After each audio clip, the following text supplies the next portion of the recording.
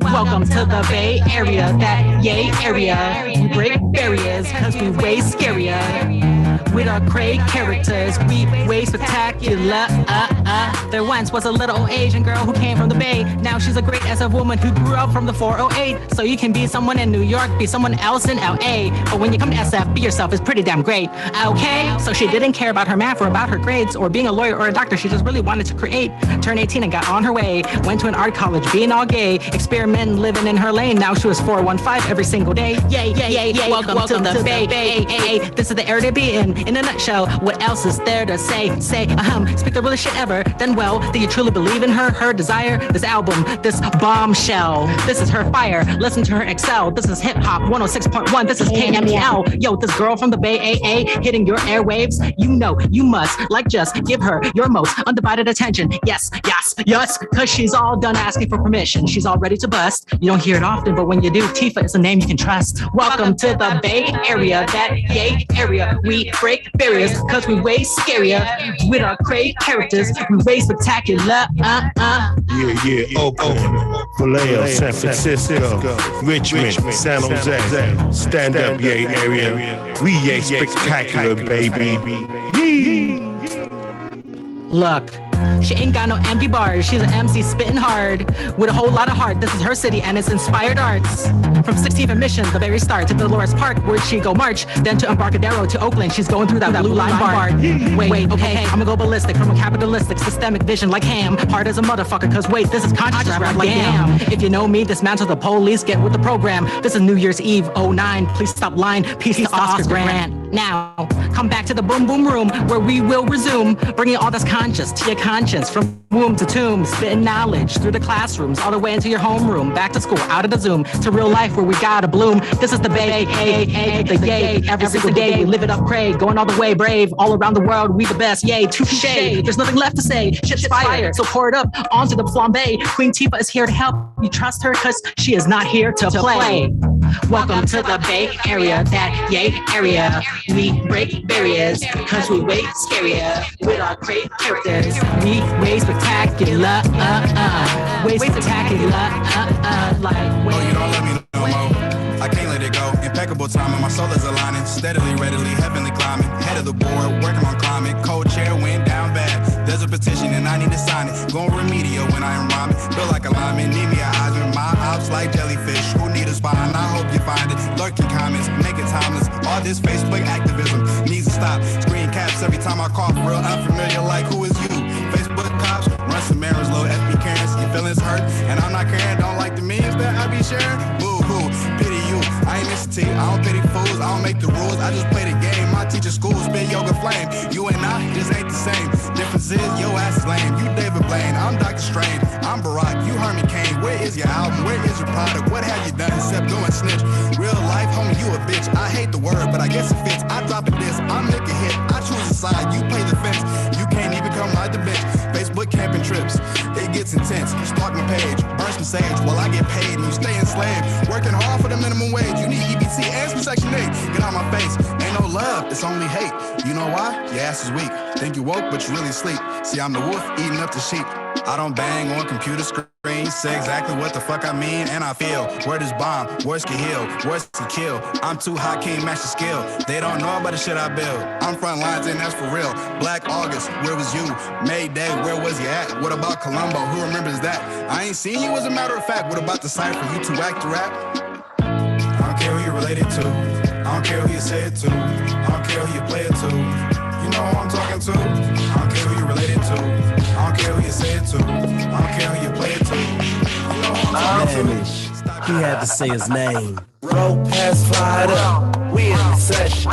Roll pass fired up. This is session. Roll pass fired up. We in the session. We in the session. This is session. Roll pass fired up. We in the session. Roll pass fired up. This is session. Roll pass fired up. We in the session. This is session. We in the session. I roll past fire. This my confession. I smoke until I'm high. It ain't no limit. Watch me put two together, boy, call it extension. Only smoke exclusive weed, I forgot to mention. And everybody find out, we in a session. Never smoke with broke niggas, you'll learn your lesson. When I smoke is way loud, and that's a blessing. I got grams, I got G's, my burger got double cheese. And I function when I'm high, it ain't no stressing. Taking blunts down back to back, this lightweight wrestling. I be tangling, I be twisting, cause shit you like Sonny Liston. I can't even hear your loud nigga, but I'm trying to listen. These suckers out here hoping, they out here wishing that a nigga probably turned down. But it ain't no switching, you ain't look when I try to pass it, nigga. Two for not flinching when you hit a nigga phone. Don't be texting if you say we finna roll past fired up. We in the session. Roll past fired up. This is session. Roll past fired up. We in the session. This is session. Roll past fired up. We in the session. Roll past fired up. This is session. Every time I cross the line, when you cross my mind, then I know better. But body don't do me no better. Felt that it betrayed me like lately. It pains me to part legs like it did to part ways. Over 30-day notice to pack. Are we created in our fiction and fact? Both hated and both relapse. Trapped in the cycle of the spirit of the spiral. Who knows the pain like I do? My partner in creation, parting ourselves to make this situation without healing. Involuntarily dead our animation without killing. Didn't come without no crying, didn't come without no sirens. Like voices in the silence. What is spirit trying to say? About the foundation I lay and the power it don't take to do without meaning to make. Power it don't take to do without meaning to make. A good bully teach what you ain't learned fully. Learn the lesson so hard it left a scar. A good bully teach what you ain't learned fully. Learn this lesson so deep it won't repeat. A good bully teach what you ain't learned fully. Learn the lesson so hard it left a scar. A good bully teach what you ain't learned fully. Learn this lesson so deep it won't repeat. Nothing worse than sharing kids with a dysfunctional bitch. She'll try her best to hold them hostage on some torture and shit. Parental alienation, current abomination. No different than master selling your infant from off the plantation. What possesses you to be like Satan? What afflictions have you picked me for tormenting? Codependent maybe from generational trauma. Never in life did I expect to have a crazy baby mama. I preferred a wife raising my daughter without drama. But those must be fairy tales when you are from the bottom. Often our deepest scars come from wolf in sheep clothing, lurking to take advantage of your heart and leave it broken. I pray for every victim of abusive narcissism not to overlook their pain. Yeah, and hopefully you learned a lot from that good bully, so it never happens again.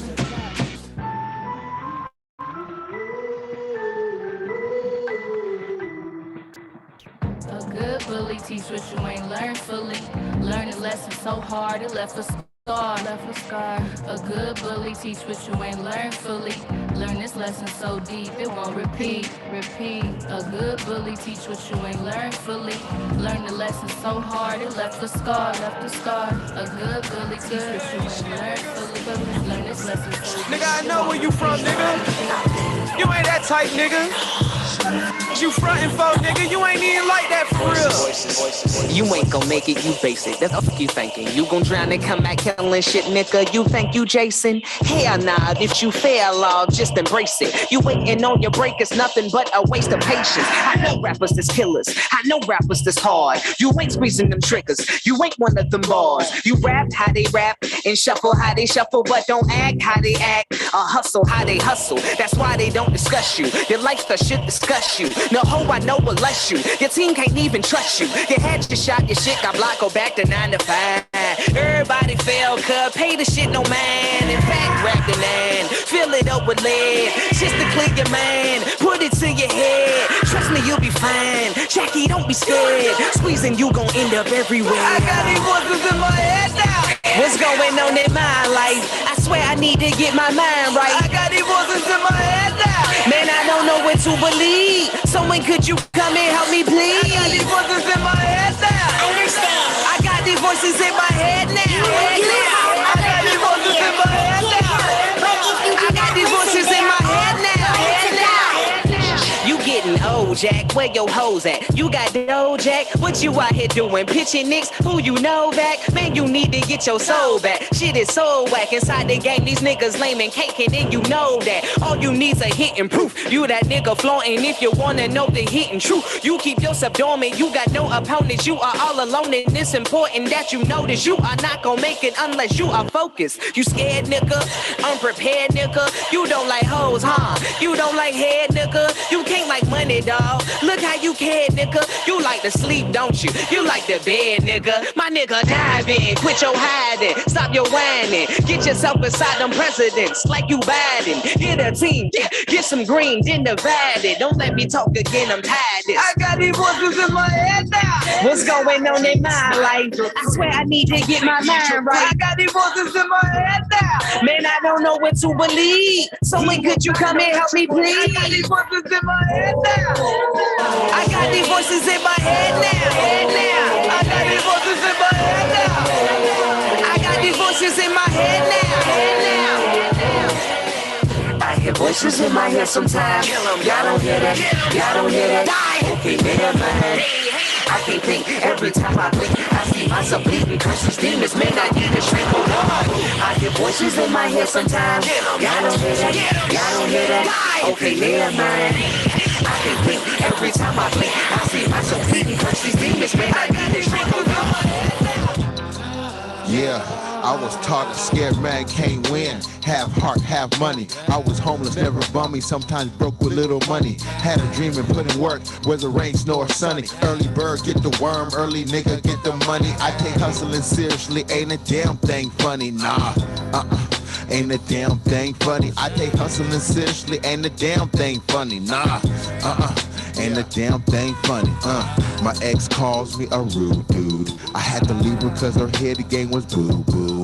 Get a new girl and break her in like new shoes. I like to keep her ass guessing like I'm Blue's Clues. Ooh, lyrically blessed, call it juju. Lyrical hoodoo, yeah, I'm spitting hoodoo. And who knew a ugly nigga like me could have so many women across the country? What the fuck? Yeah, I know what's going on. You smiling in my face, but you wanna see me gone. Why can't we all just get along? I just wanna get my money and be left alone. Talk to me, tell me what's going on. Where they act like they support you, but they hating all along. I don't even care if you hating on my song, but if you think I won't make it in life, you dead wrong. Yeah, you dead wrong. You think I can't spit it? I prove you dead wrong. You think I don't live it? I prove you dead wrong. You think I won't get it? I prove you dead wrong. Yeah, meditating on my next move, smoking Gorilla Glue. The hybrid puts me in a lyrical mood. I light it up and let it do what it do. Pick up my pen and pad, write down my thoughts and views. My mama raised no fool, my daddy raised no coward.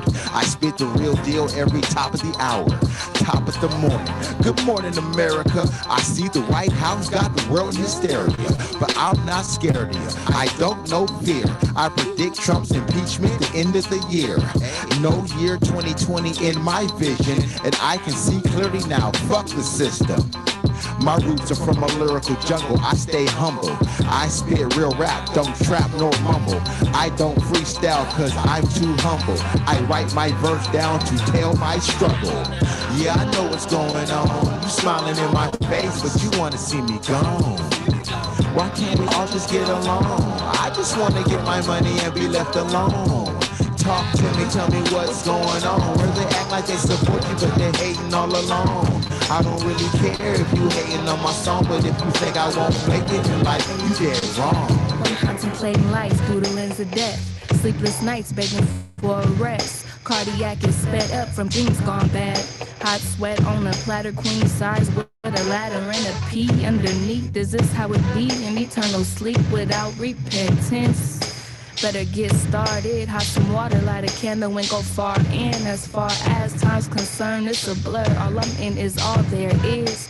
This moment in the making of it, better intend on my creations. Cause when I'm creeping through my back doors, distractors get what I asked for without paying attention. So it stole from me. I wanted deep sleep in my place. I squeeze parables between a few bars just to get space. They got a hold on me. I went to my highest mirror and it told on me. How you doing? Nah, how you being? What happened to you, cuz? That's all I'm seeing. So how is your hearing? Better check the rhymes, Q-tip, and follow advice from this chick. Like, how you doing? Nah, how you being? What happened to you, cuz? That's all I'm seeing. So how is your hearing? Better check the rhymes, Q-tip. So you better check the rhymes. No guess about the quest to be daylight, my soul. Middle of the body, above woman sacral. Some patterns sacred, so many stay old. Once you told yourself the truth about you, stay faithful. Fake feeling, it be seeming so appealing when it's real at first. So nourishing until you die in a thirst. Backstroke, blind eye, see skies, no signs. Up ahead, clear water turn into quicksand. Traveling land with no roots to guide. Scaling rocky terrain with no new boots to buy. No money anyway, only invested now lost. Being unintentional and powerful, it's the cost. Who you finna cross? God in the flesh being. Pictures painted when I meditated, I seeing. Written word predicated on what I was peeping. The bigger inner self spitting game when she was speaking like, how you doing? Nah, how you being? What happened to you, cuz? That's all I'm seeing. So how is your hearing? Better check the rhymes, Q-tip, and follow advice from this chick. Like, how you doing? Nah, how you being? What happened to you, cuz? That's all I'm seeing. So how is your hearing? Better check the rhymes, Q-tip. So you better check the rhymes. I'm still tapped into the same dumb shit. Can't really get out. What the fuck am I doing? What the fuck am I really talking about? Where? I remember being fresh in the face, a couple classes cut in school so I could smoke me an eighth and hit the stairway and duck out with my friends and my folks so we can go and see what's up, who gets dumped on the smoke, who gets smarter, who can rap and who can pull up a chick, who can get us a bit of beer because I needs me a sip. Let's take a trip down to the liquor store, it's time to go shit. I got a couple freaks, they geeky, but they all on the tip. Yeah, and I'm loving them types, they kinda come off shy, but when it's late night, they getting hyped. I want a side bet, I mean it's time to jet. I've done it many times before, trust me, I'm just a vet. No sweat, my man, he goes and peeps the signal. He grabs the keys to the car, he knows it's time to wiggle. You know them jingling them keys, it's the freedom of the road. Let's get out of here and go get smoked and get ghost, yeah. It's my life, my life, my life. I'm getting high, it's my right, alright. If only you knew what I've been doing in this life. I'm reminiscing the day. It's my life, my life, my life. I'm getting high. Alright. If only you knew what I've been through in this life. I'm reminiscing the day. Only 10, I'm hyped up. Strick said we finna blaze. Only 11. Gonna try me some gay. I grew up young. I'm 12. I was getting laid. I said this was life about. We was at the theater. My chick, she was 15. First time to get brain. Finally found a way to escape where it was okay. From my vices came my pain. To this day it's still the same. I'm reminiscing the day. And it all goes too fast. It isn't just phrase. When you gambling with your life, them dice to get you to change. Don't focus on my mind and my business, I don't listen to lanes. The team will never win unless the vision is same. I seen a bad little dame, I said, hey, I hollered back on time, fuck you like the industry, babe. I got the confirmation from that smile on her face. Deja vu, I'm reminiscing them days. Mr. Juice, it's my life, my life, my life. I'm getting high, alright. If only you knew what I've been through in this life. I'm reminiscing the day. It's my life, my life, my life. I'm getting high, alright. If only you knew what I've been through in this life. I'm reminiscing the day. Yeah, and we come moving on. Already, Mr. Chief, let's get you in the song. Caught up, gave you everything, went through anything for. Now I'm gonna give it up again. What's the feeling? It's euphoria. It's the type of love that directors make a story of. It's the type that makes you get a ring, have a wedding on the beach with your friends and a honeymoon in Kokomo. Man, she had my heart like an open door, overload. Fiend for her love like a drug and an overdose. Ignored the red flags and crips around some Suwus. Now I'm the fool, the one left jumping through hoops. Baby, I go on my way to do things for you. So crazy, talking every speak rings for you. For the first time, I know what it feels to share all my love But what good is that if getting hurt is all it does? Cause now I feel gave you everything that you would do anything for. And now I'm gonna give it all. Makes me gave you everything that you would do anything for. And now I'm gonna give it all. Makes me that we used to take on away. You we supposed to have thrown away. Ignored all the signs that came along the way.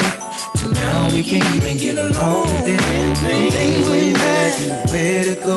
Times went bad, where to go.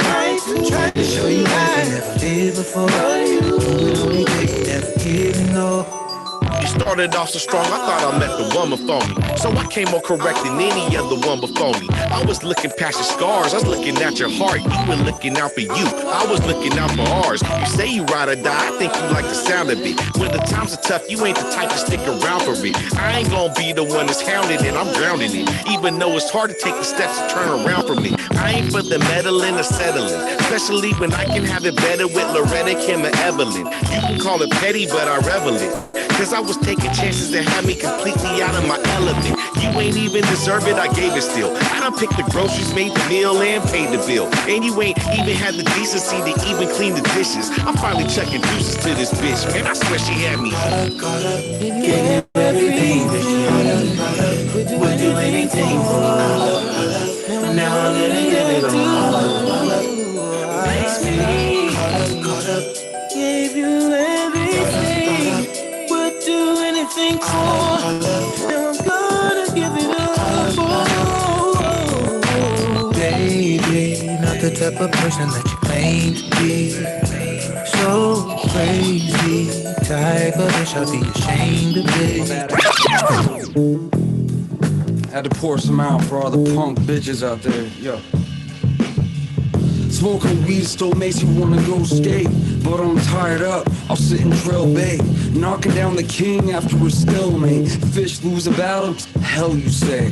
Rhymes latching on your neck like a pit bull, make you roll on the heels of your insole, leave them whimpering off with the limp sole, saying it's a bit cool, dang that's a fistful. The ass where I'm from and how to get so steezy. Here's a hint, there was me and Kenny Keezy.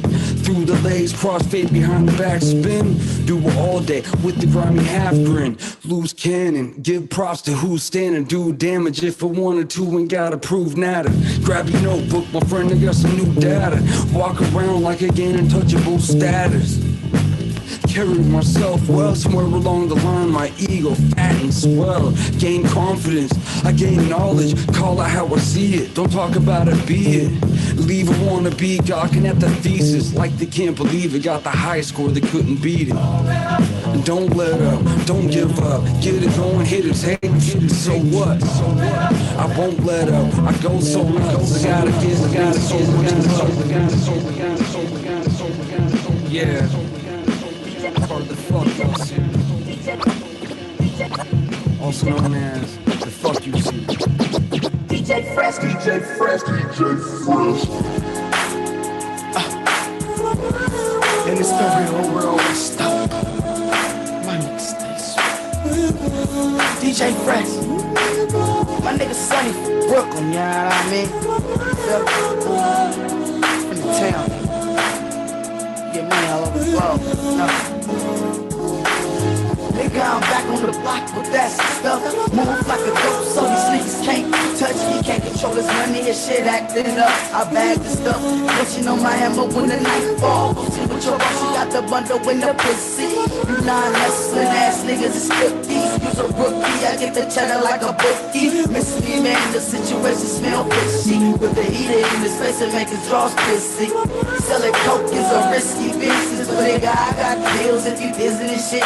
With the thing on my hip, hollering at your bitch. Straight to the jets, nigga fresh off the plane. I cop whatever, dog, your budget low like Wayne. Graduated from the dope spot with drugs on the brain. Get germs on the bus, on the plane, on the train. This a trap, shut the door, bitch, you come on in. We count money over here. We count money over here. It's a trap, shut the door, bitch, you come on in. We count money over here.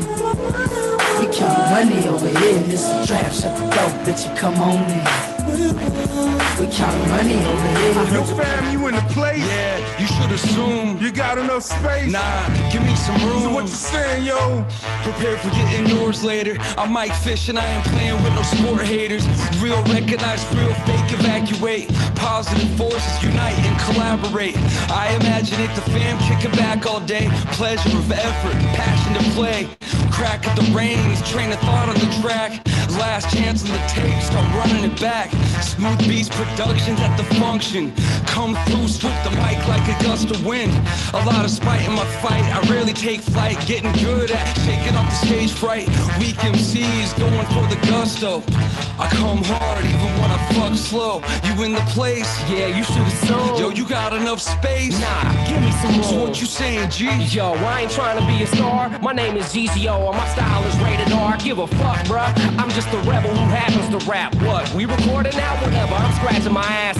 Gorilla shit, bitch. Quit riding my totem pole. And that'll mean it's time to start pulling my scrotum. No way, Jose. I'm okay. I swear to God. They stay on my line like a telethon and I ain't selling y'all nothing. It ain't no tags attached, no pictures, no cats. I'm just living like that. Don't worry, mama, I'ma be fine. Novelty rhyme, hollow minds. We swallowing swine for dollar signs and selling out for material substance and whatnot while I cause much damage like Sub Rock. Hey, girl, you in the place? Yeah, you should assume. You got enough space? Nah, give me some room. So what you saying, Karen? I create my own fate. I'm in control, but I'm moving mean on them, so excuse my elbows. Beastin', that's what a chick like me does. I conquered that shit so I can kick my feet up. At the end of the day, I take the pain with the pleasure. Brain waves on a scale that you can't measure. You can't fathom who Eve was to Adam. Hell, give me a rib and I'ma put some sauce on you. Give me a beat and I'ma put my thoughts on. Life gave me lemons and I made a Long Island. Took 2 of those, now I'm with my boys wildin' from Maine to Spain, yo.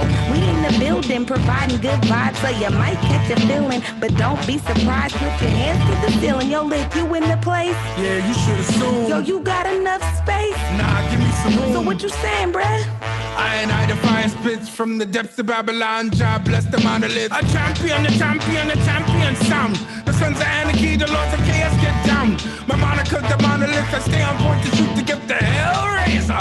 Back to where they made you. The area assassins, the subtleties of fuck you. Best believe me, worth the beverage and leave it. This is for thunderous, the big body beastie. Love the mamacita, but don't care if she leave me. Walk like a panther. This is Jodo Dancer. I the Allen Iverson, you know the answer. Owned and polished in the boom. This is the science of the upper room. Hey, yo, bro, you in the place? Yeah, you should assume. Yo, you got enough space? Nah, give me some room. So what you saying, yo?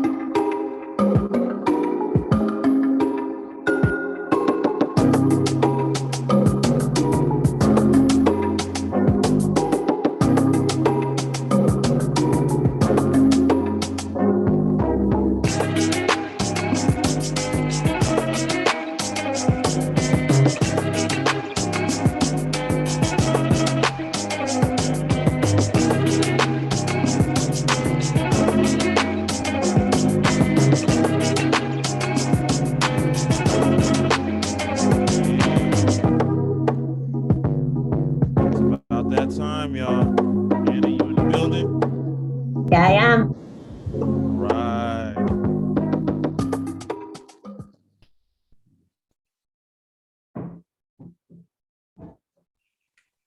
What's up, Roselle? What's going down, Anna? Doing good. How you doing? Pretty good. Good to see you. Had a busy couple weeks. Ooh, I'm telling you. Yeah. Yeah. It's been something else. Good something else? Yeah, it's been a long week. Yeah. Last week was long. This week is starting out long. Uh-oh, it's only Tuesday. I know, right? Yeah. Yeah. I was in Palm Springs this weekend. I went Friday morning and got back Sunday evening. So seeing my big brother, which was very cool. So And how then, was Palm Springs? Was it raining? oh, it was nice. They stayed down there for the winter and go back up around April or May, go back up to Washington State around April or May when it starts to get really hot there. But I love that climate. I love the desert. I told them that I was like, I really want to come back and visit before you go back to the Northwest. I finally met my great niece, my brother's granddaughter, who I had not met, and she's 5 years old. I was telling her dad, my brother's wife, I'm like, look, I've been trying to meet this kid since she was born. Okay. I'm like, and I finally did. So that was nice. And yeah, we had a good time. I was trying to get my brother to come on the show so you could meet him. And I was talking with him about the conversations we have and the upbringing that Matt and I had. That was like fucking second, it just felt like second generation immigrant practically. He is less cognizant of popular culture than I am because he just followed a more traditional path in life. So I was telling him about what you were about how you were talking about your dad and James Brown, and I was asking my brother about different cultural stuff. I was going like, okay, I found out who Elvis was when he died. I found out who Johnny Cash was when he died. We just lived in a different world. Right. Yeah. There is just, and there were pretty much for the most part classic films and like show tunes and stuff. I saw drag queen versions before I saw original versions. Really? So like you seen the drag queen version of James Brown before you saw the real James Brown?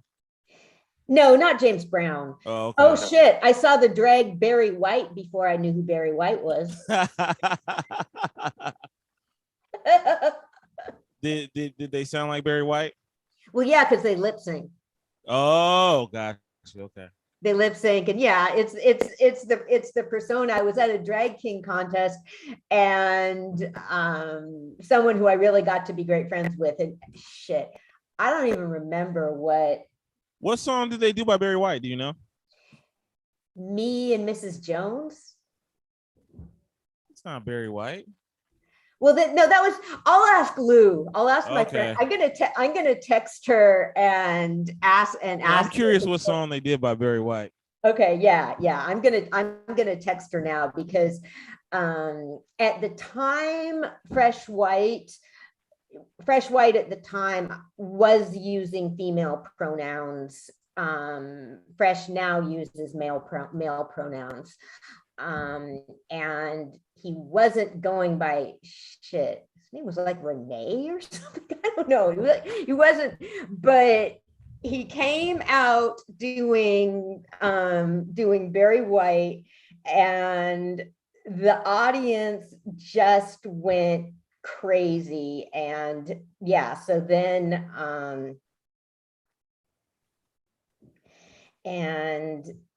so I didn't know a lot of I didn't really understand what was going on. I just knew there's a bunch of insane people, and around then, that's when Fresh started to go by Fresh White.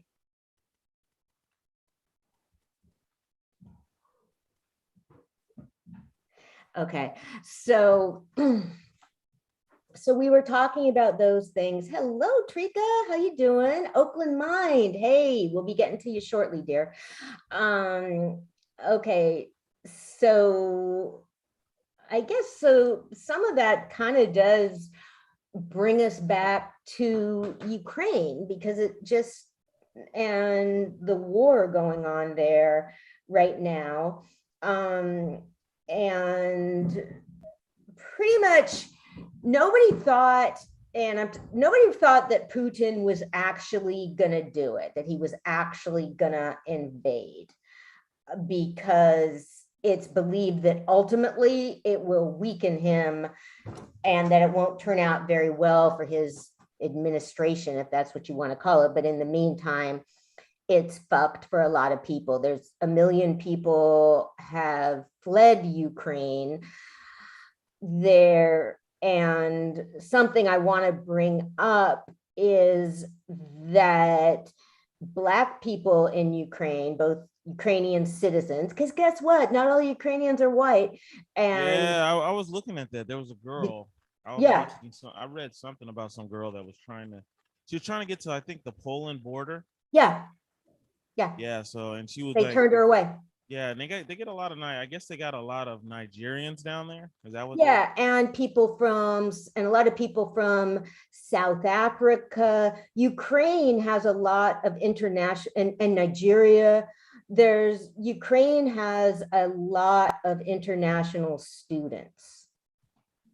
So they were not, the Black international students were not being allowed into countries, into Poland. You know what was messed up though, right? One of the girl that I saw on the thing I was watching on YouTube, I guess her and her friends literally paid this taxi driver, Ukrainian taxi driver, like all this money to drop him off at the border. Yeah. And he got, I don't know why, I guess they didn't know exactly where the border was, but he wound up dropping them off like a day before the border, walking wise. It was like messed up, like they didn't have no money or nothing. Oh man, it's one of those things in war. You can see humanity and you can see depravity. You can see the good in people and the bad in people, because somebody with a taxi, sure, he has, somebody like that, people are trying to get out of the country, they'll give him everything they can. There's footage of people jamming onto trains, crowding onto trains, trying to get out. And so there was a segment I was watching.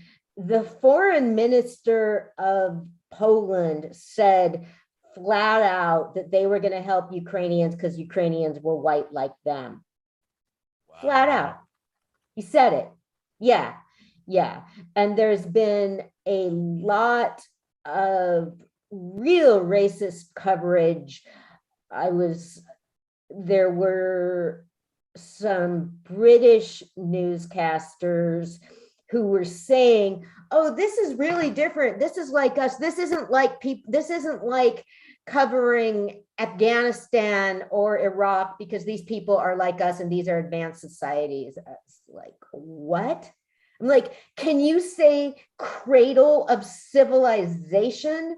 For what? That's like we are all one, and how dare you talk like that in the first place? And you are absolutely ignorant, because some of the very earliest archaeology is from that part of the world. Fucking advanced, complicated, and yeah, when like, what the fuck, man? Europeans were running around with clubs or something. So the same thing happened during the Bosnian War in the early 90s. It's believed Bosnia was happening at the same time as the Rwandan genocide. So that, Hi, Yahira. How you doing, sweetie? Congratulations on your award from the Hispanic Chamber of Commerce, Yahira. Yeah, she doing it. You got to have some of her cookies sometime, Roselle. They're really good. Oh yeah, yeah, definitely. We got to do that. Yeah, I'll get you some next time I see her. So yeah, so people were more concerned about genocide in what was at the time Czechoslovakia than genocide in Africa. However, it is also a point that Whoopi Goldberg and other people need to remember. There was genocide committed against Muslims there who were white. So, I mean, I think the biggest thing about that is that you shouldn't equate things in that way. Like, when you start to define like, oh, it's this and it isn't that when you're talking about human rights, that's just a mistake. You need to look at it with a little bit more complexity. And, you know, I mean, it's fucking hard. It's real hard to talk about these issues, and we are human beings, we are individuals. Different things are going to affect us differently. However, when it comes to fucking people broadcasting on they need to get their shit together and not be fucking ignorant and racist in their coverage of human beings. Another problem is that Putin has been bombing Syria for 6 years. Putin supplies the Assad government with weapons. So that has been the training ground basically for some of what he is doing now. And yeah, not much has been, I think I don't know. I mean, Syria and Afghanistan, particularly, what do you want to hear about, Yahira? About Ukraine or the racist coverage? Just put it down, honey.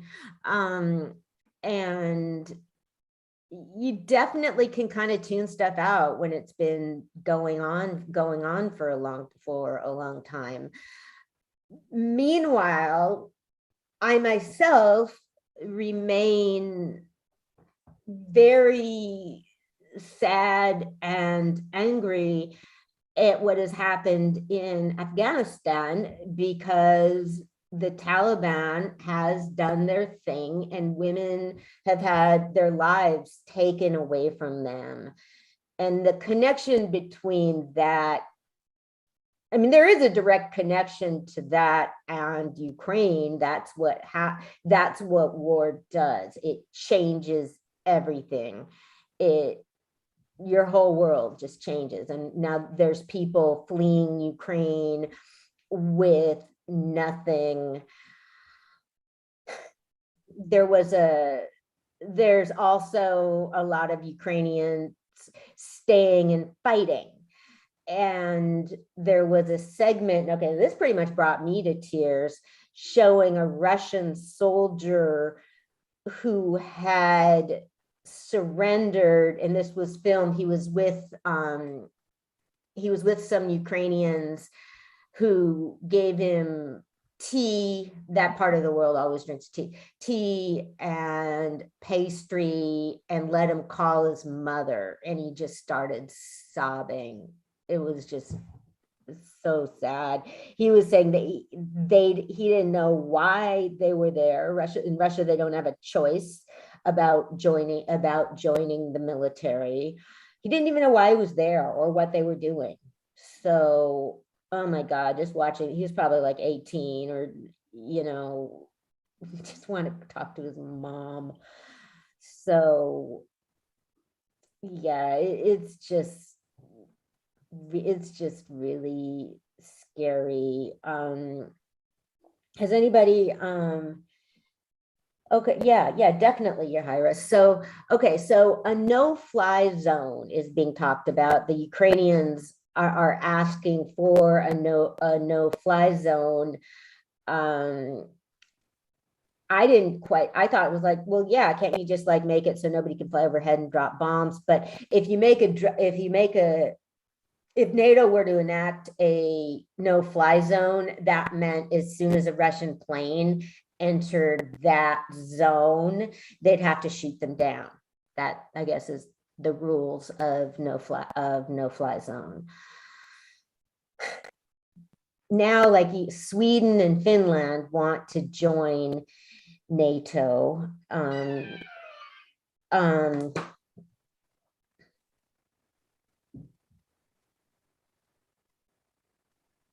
Okay, at drag, so, you know, people just I mean, the entire world, basically, Europe and the United States have had a right wing being empowered. So, okay, yes. So also in Russia is Brittany Griner from the WNBA. Did you hear about that? Yes. Yeah. Okay. So she is 7 feet tall, a champion player for the WNBA. However, WNBA players go and play. Oh, he did Can't Get Enough of Your Love. Can't get enough of you. Okay. That was Yeah. a good song. That was a good song. Yeah. The crowd just fucking lost it. It's probably, I have to see if I can find the video. So Fresh White doing Barry White. See, yeah, I didn't know who the fuck he was. I get a lot of my education through drag. Yeah. See, I'm not, I mean, I am. If you don't, there's no shame. If you don't know something, just say it, okay? Because it's nothing to be ashamed of. And like, I mean, I just have the attitude, if I know something that other people don't know, then whatever, they were doing something else during the time when I was learning something, and they know about that.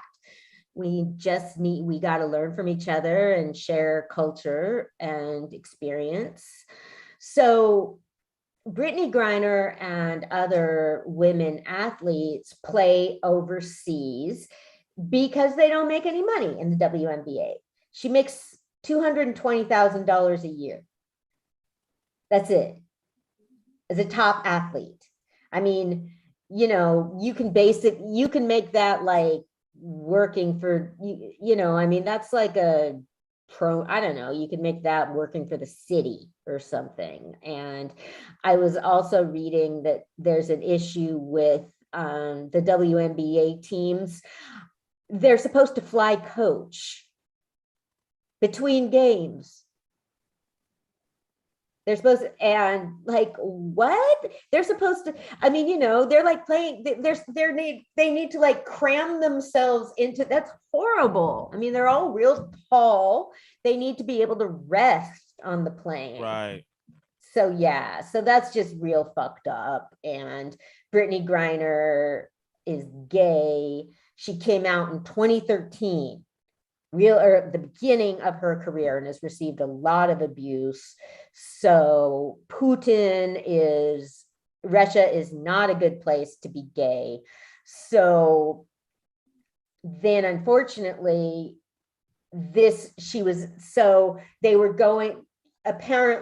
they found a vape pen and cartridges for cannabis. She's been going to Russia for years. She knows what's legal, and So I think it's pretty safe to assume that it was planted. So yeah, we don't know. I don't know. I mean, I feel like in a way, Putin really knows how to fuck with the US.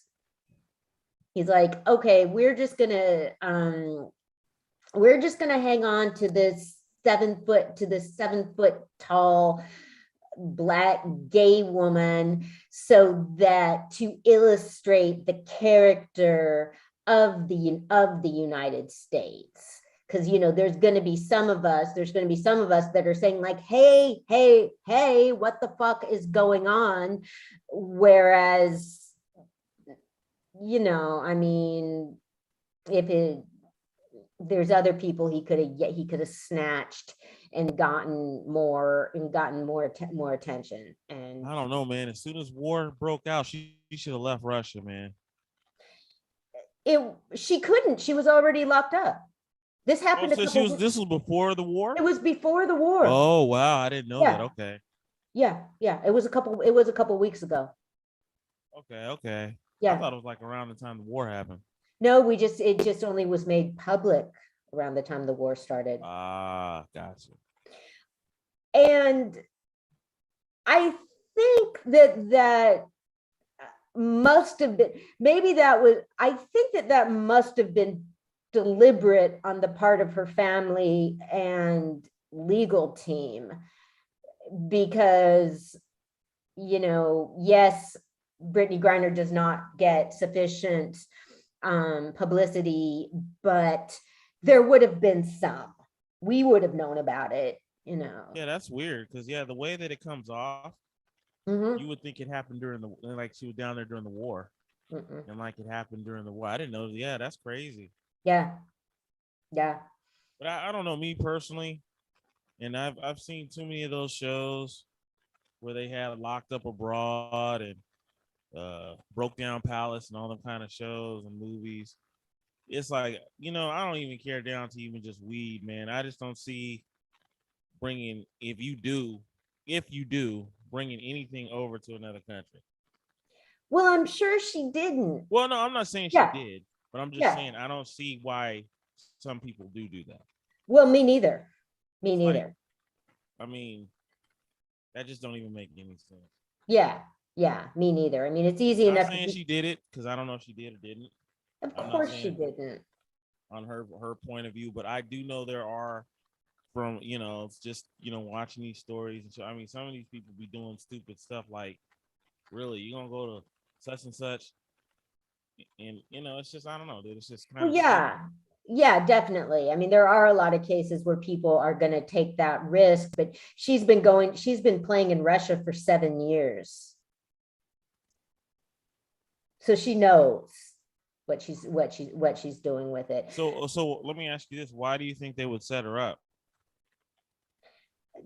To as a hostage sort of thing. But this happened before the war, right? Yeah, but they were gearing up for it. So you think they just chose her just to? Yeah, I mean, rather than other athletes, maybe they thought they could be more likely to get away with it because America is a racist country. Yeah, about that, I'm not sure. And then my other question is, why weed? Why a vape pen with weed? Why not like coke? You know what I'm saying? Why such something that's such a small amount? I know. It's weird to me. I know they would that set her up with something that small. I mean, I hate to say it like that, but that's kind of a weird setup. I wondered about that too. If you're gonna plant something on someone, why not do a bag of heroin or something? Or so I did wonder about that, because I don't know. I mean, like if she were traveling in the US or Europe or something, and you saw that like Brittany Griner was, you know, caught with vape pens, you'd think like, yeah, she must have forgotten about it. Or, I mean, it's because like at one point, I mean, I was flying from Washington to California, and I was like, well, weed's illegal in both states. Like, can I just bring some weed? My friend's like, it's not legal to fly with it. So, I don't know. Like, Russia is just so strict, and I don't know. I mean, I guess maybe I hate to say it, maybe she has gotten away with it before, but it's just so hard to picture somebody taking a risk like that going into Russia. And no, she was leaving. No, wait, she was going there. So, I mean, either way, just the Yeah. point of you trying to sneak it across, you know what I'm saying? Yeah. Most places have dogs, and it's just, I don't know. That's just wild to me that people even try. well, yeah, I mean, there's that, and the fact that Russia is a repressive state. So it's just so hard, and she knows Russia. She knows that. So I just don't see why she would have such terrible judgment to do that. And yeah, so that's just really, really scary. It's not known where she's being held. She's married and she has little kids. And so, yeah, that's just real upsetting. And yeah. Yeah, Lou is good. So my friend, Fresh probably did. I can't get enough of your love, but yeah. Lou is really obsessive, so she'll I may have started something. She's probably going to start messaging. She said she'd have to check. She may like go back shit. I hope I don't hear from her in the middle of the night or something.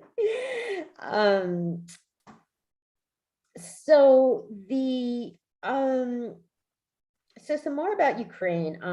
Martin Kimani, the Kenyan ambassador to the United Nations, who explicitly linked the colonial history of his own country to that of Ukraine. Putin says that Ukraine belongs to Russia, that they're all one people, and Ukraine is saying like, no, we have a distinct language and culture. So the Kenyan ambassador to the United Nations brought up former Soviet countries, Estonia, Latvia, Lithuania, Ukraine, and Belarus nurtured national movements for hundreds of years before finally getting to experience independence.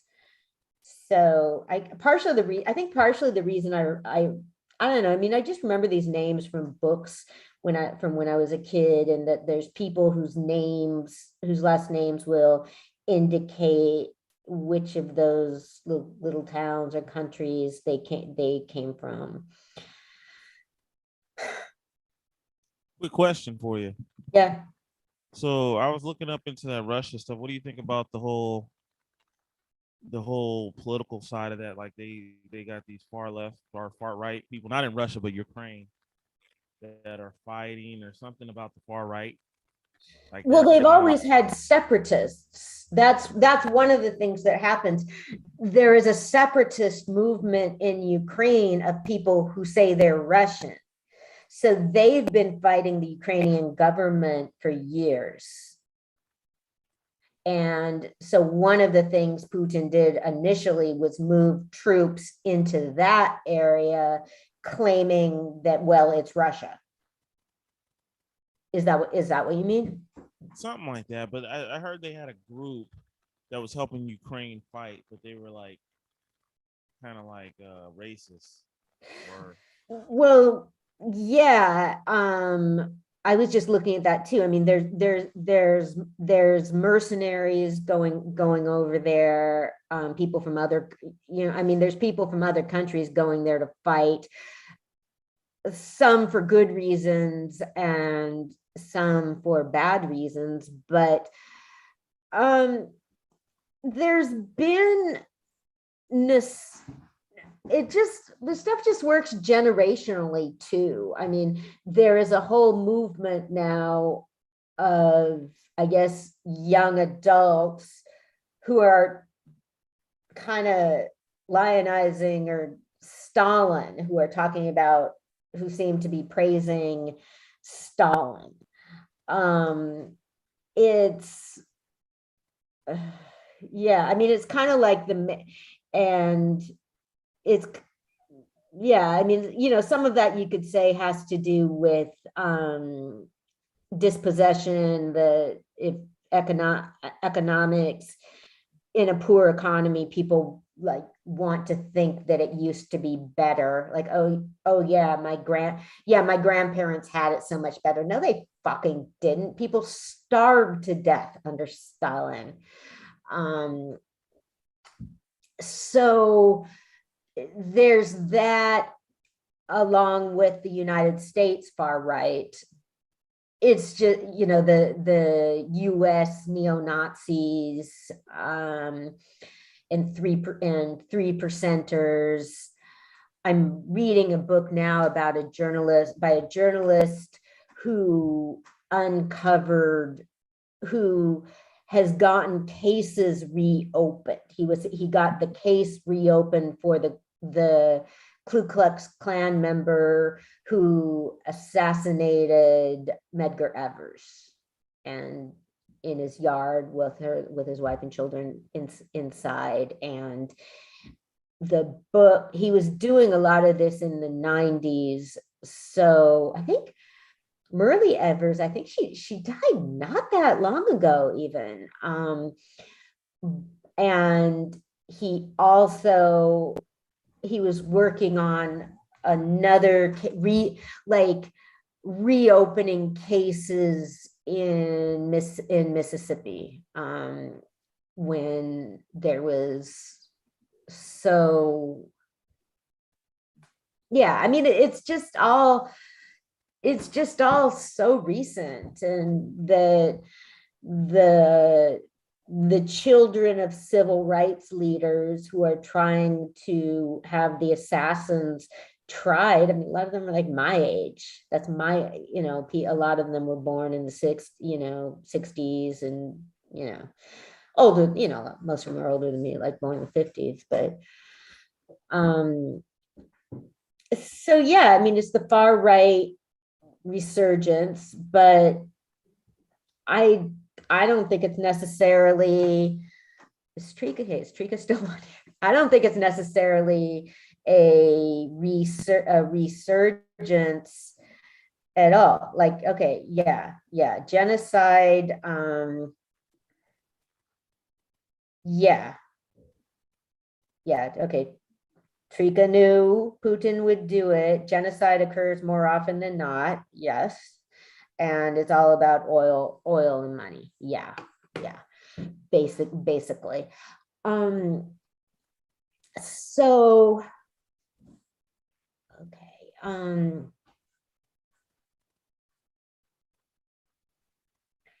Okay, so there are those countries, and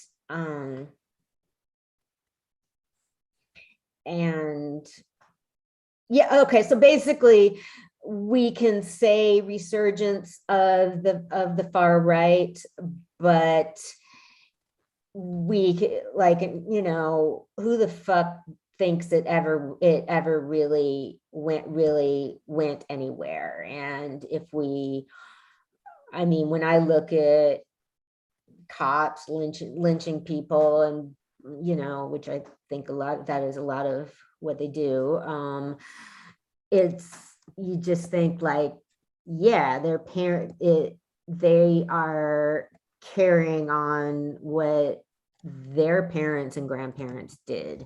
So who the fuck knows if it ever went anywhere? Okay, so, okay, coming back here, Zoom.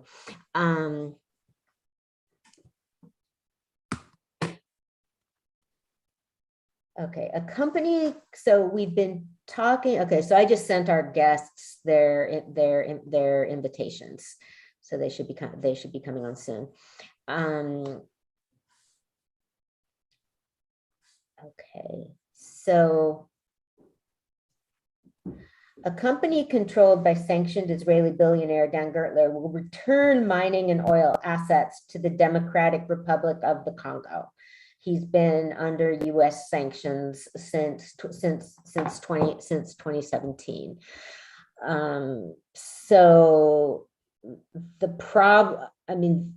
problem is good old infrastructure. The government of DR Congo has now said that all of their materials, all of their resources will be processed within their country, because that's the problem. They have tremendously valuable resources, but you can't just dig them up. You have to process them too. And so if you don't have the factories and wherewithal to do that, you're going to be involving other countries. So I've been watching Pam and Tommy on Hulu, about Pamela Anderson and Tommy Lee. Yeah, how was it? It's actually good. Yeah. So, I mean, I wasn't on the internet in 95. So it was just the real early days. And so it was just so different back then, because there wasn't, I'm just so miss a lot of stuff because I didn't watch TV, and if there was no internet. So I kind of was vaguely aware of them at the time, but I didn't pay too much attention. So that's partially why I was curious to watch this show. So what happened was, Pamela and Tommy were having work done on their house, and Tommy Lee, he was an asshole. He just decided he didn't like it and stiffed the contractors.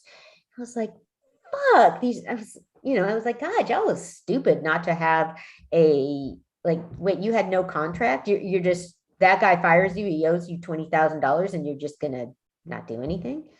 So they were just gonna do that, but then they went back to his house to get their tools, and he just pointed a gun at them and ordered them off his property, and so they couldn't get their tools.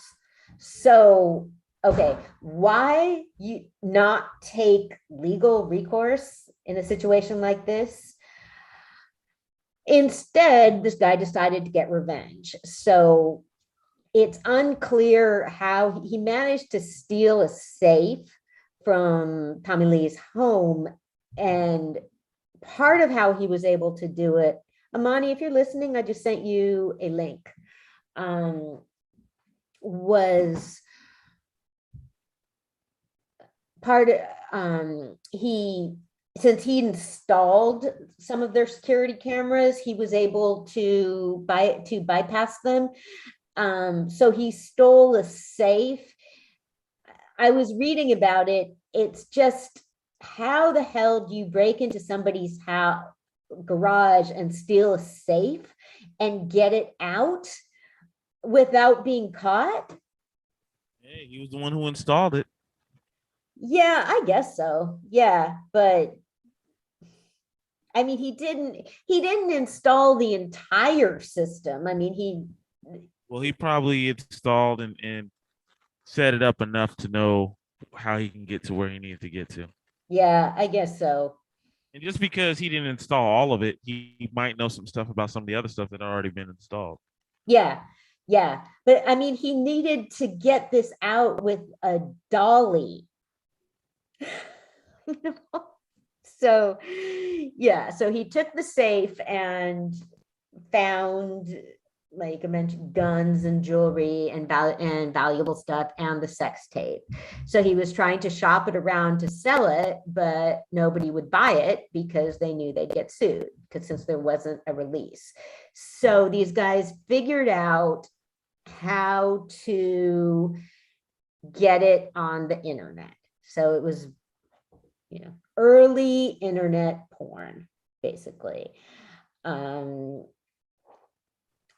So it was, well, they really, I mean, Tommy Lee is a total asshole, but they really do a good job depicting their relationship, Tommy and Pamela's relationship, because it seemed like they really loved each other, and it does a good job depicting her as a real person. The question is, are you further humiliating her by doing this film in the first place? And I think it's good. I mean, I think it's an important thing to show, because now that's just so common. I mean, now there's people getting sex tapes and putting them on the internet is just so common. People being bashed on the internet is so common. So I think it was good to show the beginning of it and to show the misogyny. It was really horrible because they, whomever they were suing, did a deposition for Pamela, not for Tommy. So the deposition is pre-trial, where you have to go answer questions. And in a trial, the lawyer can intervene, can object to questions, so you don't have to answer them. But in deposition, you need to answer all the questions. So it was just, that scene was horrible. And Lily James, I mean, acted the hell out of it as Pamela Anderson, because they were just blaming her. They were trying to make it seem like he said, like, okay, well, when was the first time you showed your genitals for money or something? And so they just tried to take the attitude that since she had been a Playboy model, that she must have wanted to do it on purpose. That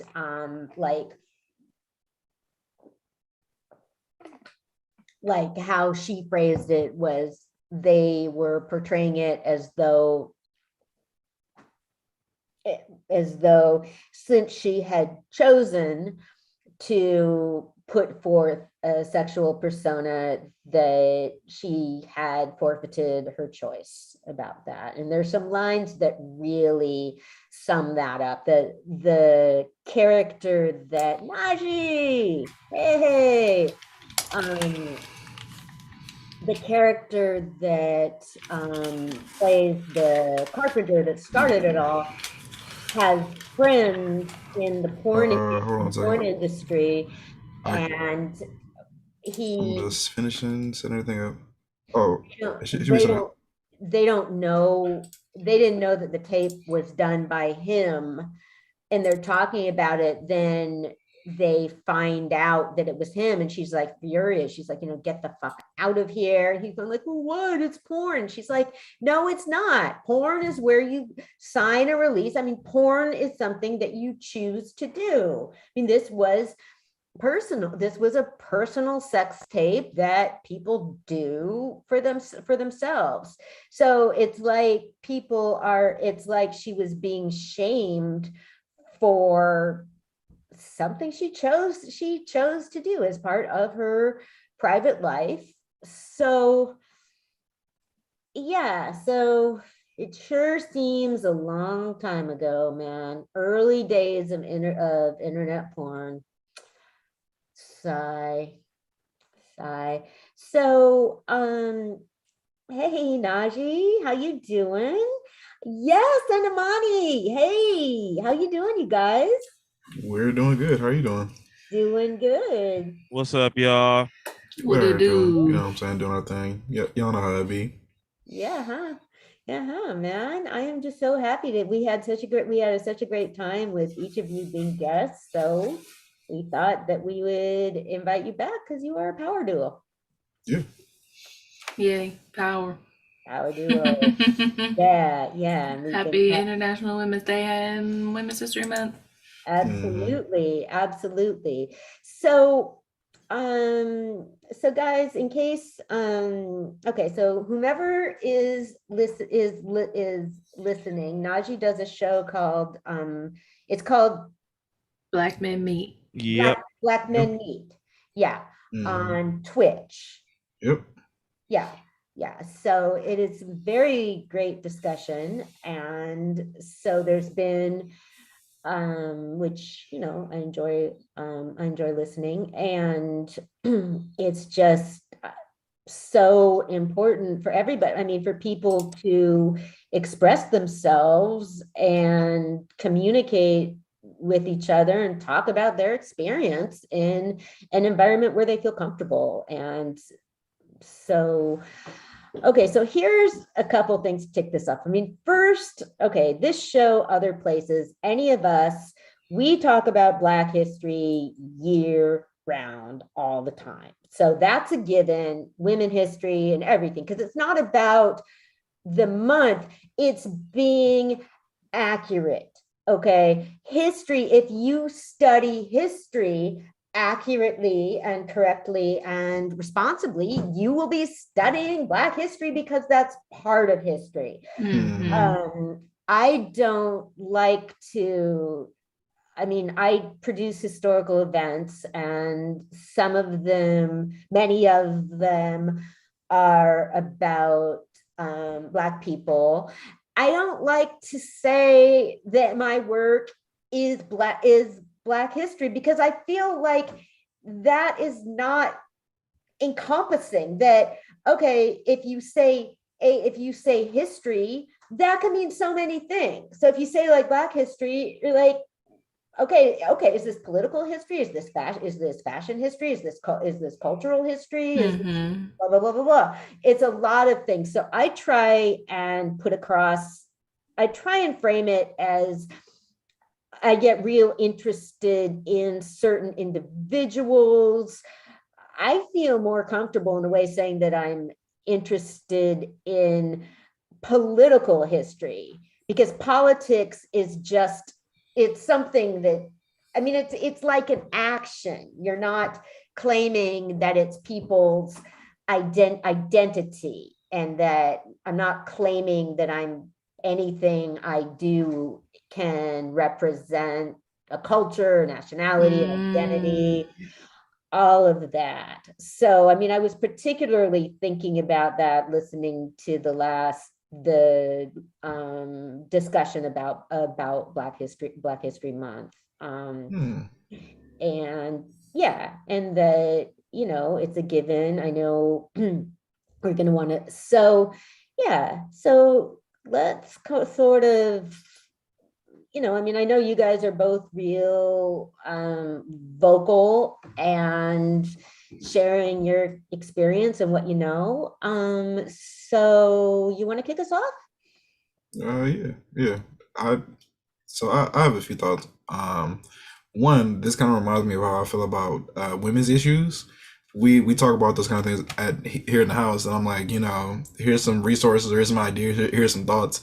I'm not the expert here, and I will never be the expert, but as far as I can understand, here's some things that I think are helpful for me, or things that I feel like would be useful to you, and I feel you, like, in kind of not necessarily putting it something in a box, but being able to describe what you're doing and like what your goal is and where your angle is. And I think that political history makes a lot of sense, and you have a lot of political information, and I think it's important to kind of contextualize things like that.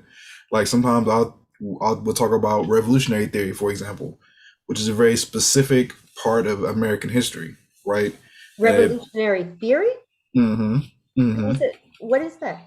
So, revolutionary theory is not like a theory of revolutionary, of being a revolutionary, but when I say revolutionary theory, what I really mean is a lot of the ideas that came out of the Black Panther Party and adjacent movements, because they studied a lot of different kinds of revolution, and there's a lot of revolutionary thought and tactics, right? Globally, cross places, cross people's histories.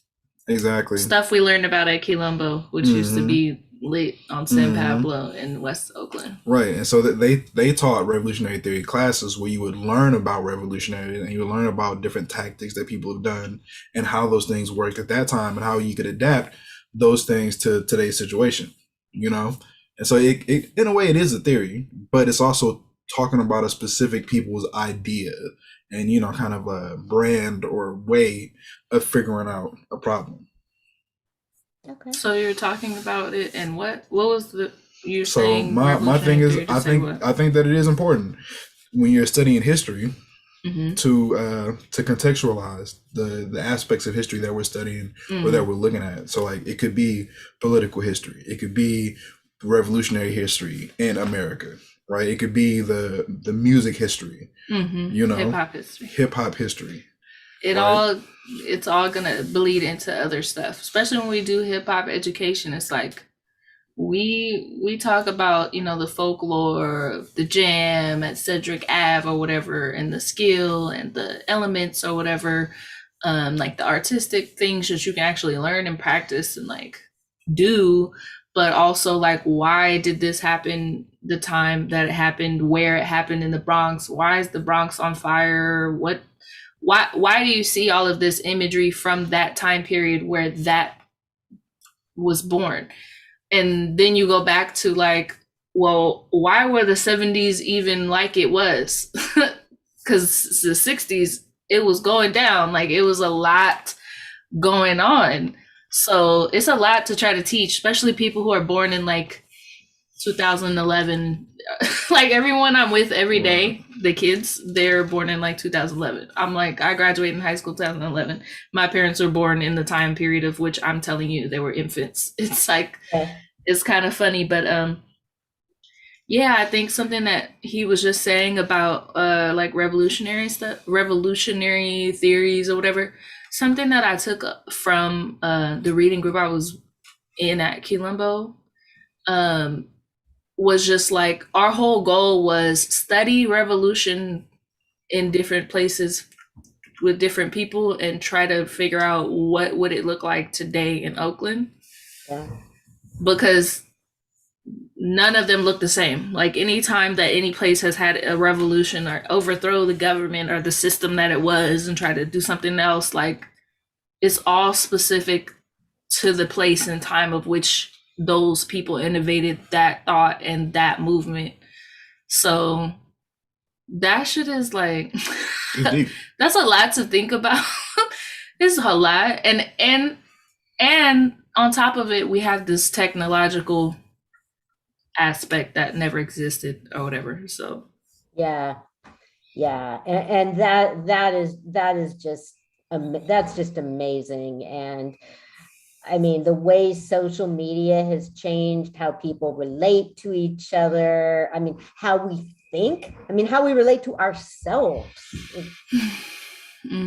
Yeah. I mean, every generation thinks, like, okay, it's never been this bad. There's never been anything like this. And man, if we make it another 100 years, I mean, I wonder what people are gonna, can the genie ever get put back into their bottle? I mean, I think social media has done a lot of great things. I love social media. It's made a big, for me, it's been very positive, but particularly, I mean, I was older when I started doing social media, and I was more aware of how to protect myself.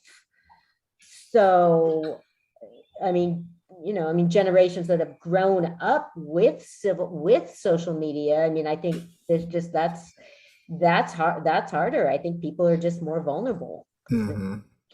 And I think honestly, they take it for granted. Mm-hmm. Mm-hmm. I tell them all the time, like, you have all of this access to information at your fingertips, but don't know a damn thing. Right, because you don't use it. You don't use it. You use it for like Just TikToks. be saying dumb shit. Right, stuff that don't even make sense. Yeah. Don't be making sense. And to me, it's like a critical thinking aspect that has to like be taught. So much of like what I've done as a teaching artist, I'm not like really an arts teacher now, but it's always been like yes, learn creative skill. There are things you can actually learn about any of these art forms. Like creative writing, for example, I can teach you about literary devices and all of this stuff you can learn that's like technical, but there is no uh there is no impact that you're gonna have as an artist if you are not clear about where you're coming from, your perspective, your viewpoint, your context of who you are and your voice, what it lives, like why do you say what you say? And so I'm like, always remember that you are a primary source of your own experience, but also you don't have to believe, as Erykah Badu said, everything that you think or hear, because now you have to do this thing of sifting through all that you internalize on a constant basis, which is only magnified by a million because of social media. And so like nobody's gonna do that for you. Nobody's gonna sift through how that just landed on you, whatever you just witnessed, whatever you just went through. You have to go through that. And so that's really not something that you learn in regular school. And I don't even know if a lot of people in schools think that way about when they're with kids to even push something like that. Because especially if you're a regular teacher, like you got to do all this 1.1 point C, letter C, and all this bullshit they be testing them on and stuff. So art is a good way to get in there about just real life stuff. Yeah. And just the attitude, I mean, just the majority of us spend more time out of school than in school. What I try and do most of all, I mean, with the events and stuff I do is just bring home, you need to keep learning. I mean, it's one of the reasons I have this show, or that I enjoy the shows, because it keeps me always trying to think of like learning new things, so I have something new to talk about. And it's just so important. And as far as trying, and I think it's just very important socially and politically to learn about the world and learn about people, so you can try and keep up and have empathy and participate. So yeah, stay engaged. Yeah. And, you know, like they say, knowledge is power. But really, you know, I think knowledge is the key to power. And I try and get these kids to learn, but they have to really want to learn. And I think with the way technology is, it's like everything is at their fingertips. They don't really have to try as much anymore, you know? Shoot, I had to go look up. Well, I would be like, what does this word mean? My dad would say, okay, go get the dictionary. I'd be like, you know what? I don't even want to know what it means no more. He's like, no, too late. Too late. Go get it. Go get it. Tell me the definition now. Right. Like, you do all that. You ain't about to forget the definition. But my granny, my Lola, who also went to City College of San Francisco, was like, oh, you guys have all this at City now. Like, I had to go to get the book and make photocopy. Like, she was like, it was hella worse and harder. You can just look it up. I'm like, yeah, and it's still hard.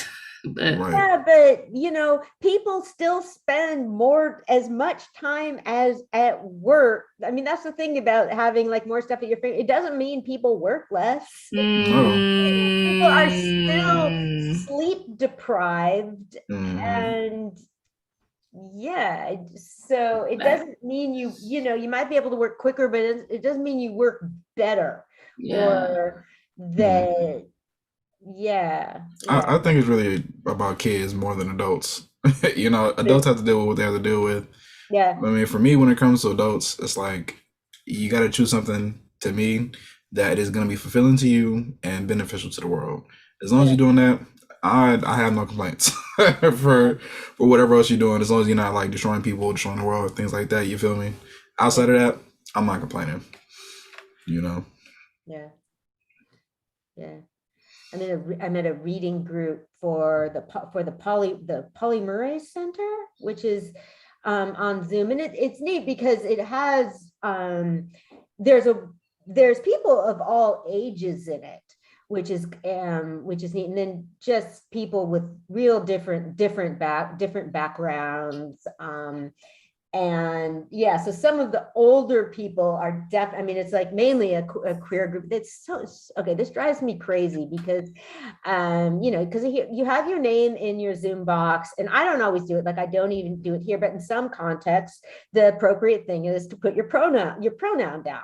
So I do there but at the beginning of each group, they always ask you to say your name and what pronoun you prefer. I'm like, okay, this is the information that's right there. It's sort of like, can we either just get into the discussion or say what we or say something else? But so a couple like old school lesbian feminists on it.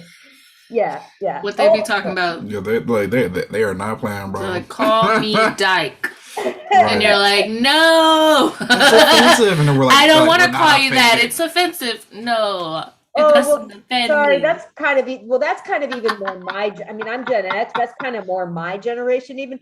The generation above me doesn't like that word. They also, I have this issue with my elders of, they like to be called lesbian. I fucking hate that, man. I just think of a really ugly animal. I'm like, no, I'm a gay woman. Like, why do I need to sound like a species? And so I have a friend, she's like, I'm proud of a species. She's like, I'm proud of lesbian. And I'm like, you're an elder. My elders, I am like, you know. Right. Yeah. You know, it's crazy. I went to this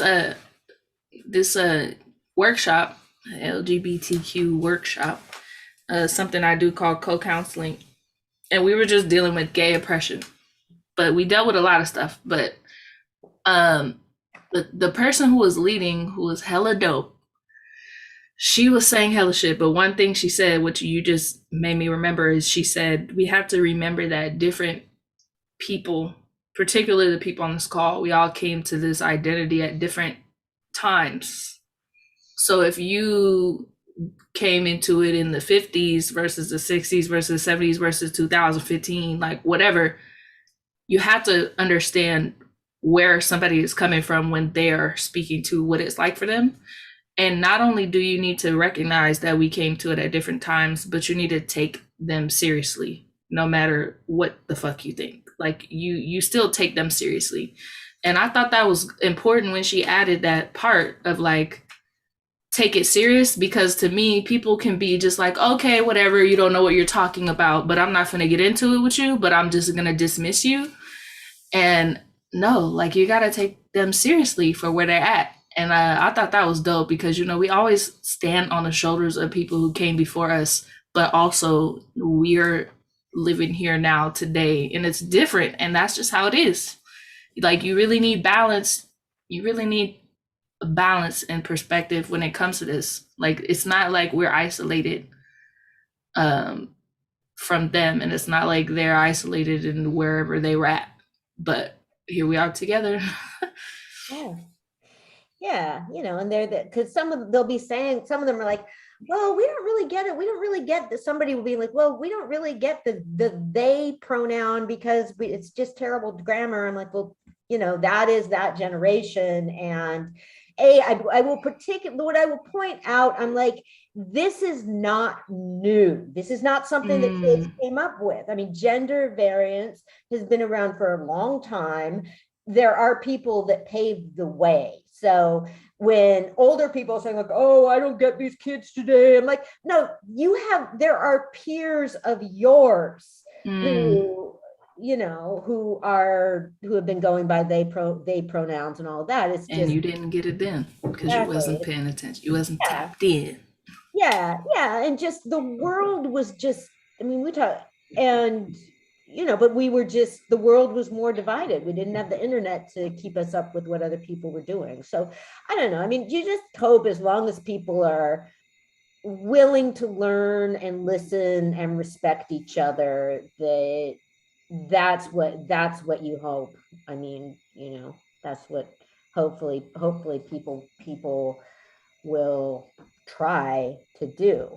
So okay, so you guys have been hearing about in Florida, they have the Don't Say Gay bill. No.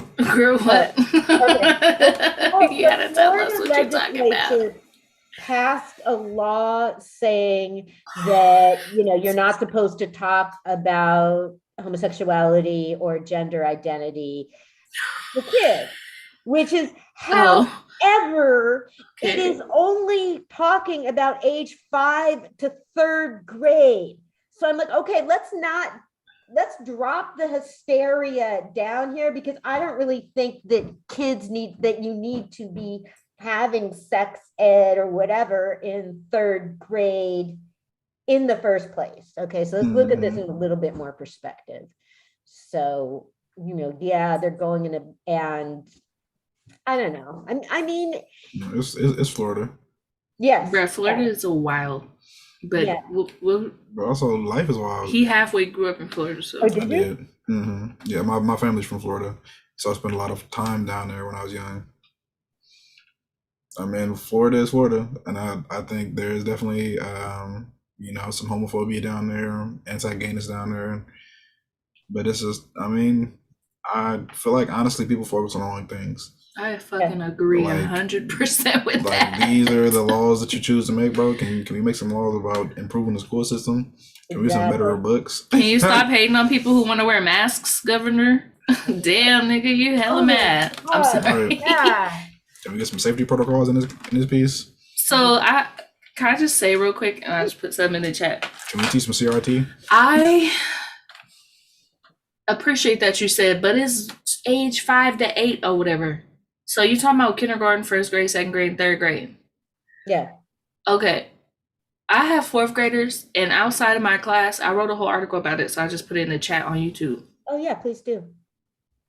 And it's a whole thing outside of my class that's talking about here's 6 different, no, 3, 4, 5, 6, 7, 8. There's like 8 different genders that they decided we're gonna go with these 8 and explain them, even though there's fucking a million of them if you really want to go off into a rabbit hole about gender. But I'm just like, bruh, I hate this. I hate this wall. I don't want this wall here. This is stupid. If you're not gonna tell kids the reality, as far as we know the reality of it today, like on some real shit, like there are real people who experience what is called gender dysphoria, and some people like benefit from, you know, changing their hormones and changing their physical appearance.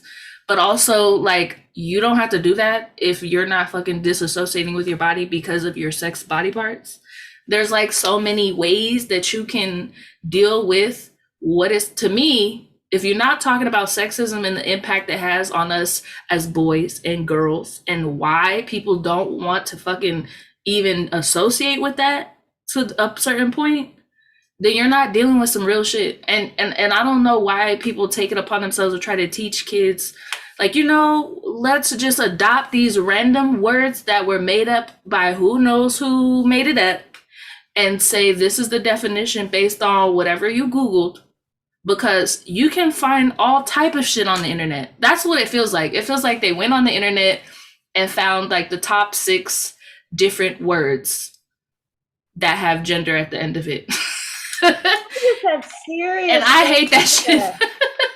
I'm just like, okay, what is like, I hate okay, it is a big, one of the, you know, it's a big problem with elementary school that they don't have sufficient recess time. They don't have sufficient time to eat lunch. They don't, and so for me, when you're looking at what your time is going to be spent, how you're going to plan the day, what you're going to be doing with your elementary school kids during the day, I just think that should be the question. What will be most beneficial to them, to their intellectual period, and to their learning, period. And I mean, they really shouldn't even be thinking about romance and gender identity. And yeah, politics, sexuality is totally different than that. I'm like, why are we conflating this so much? I don't think why is this even necessary?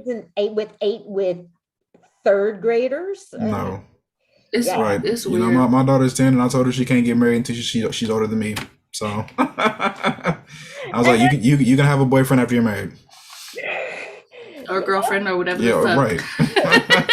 But you ain't having one on this family trip. Exactly.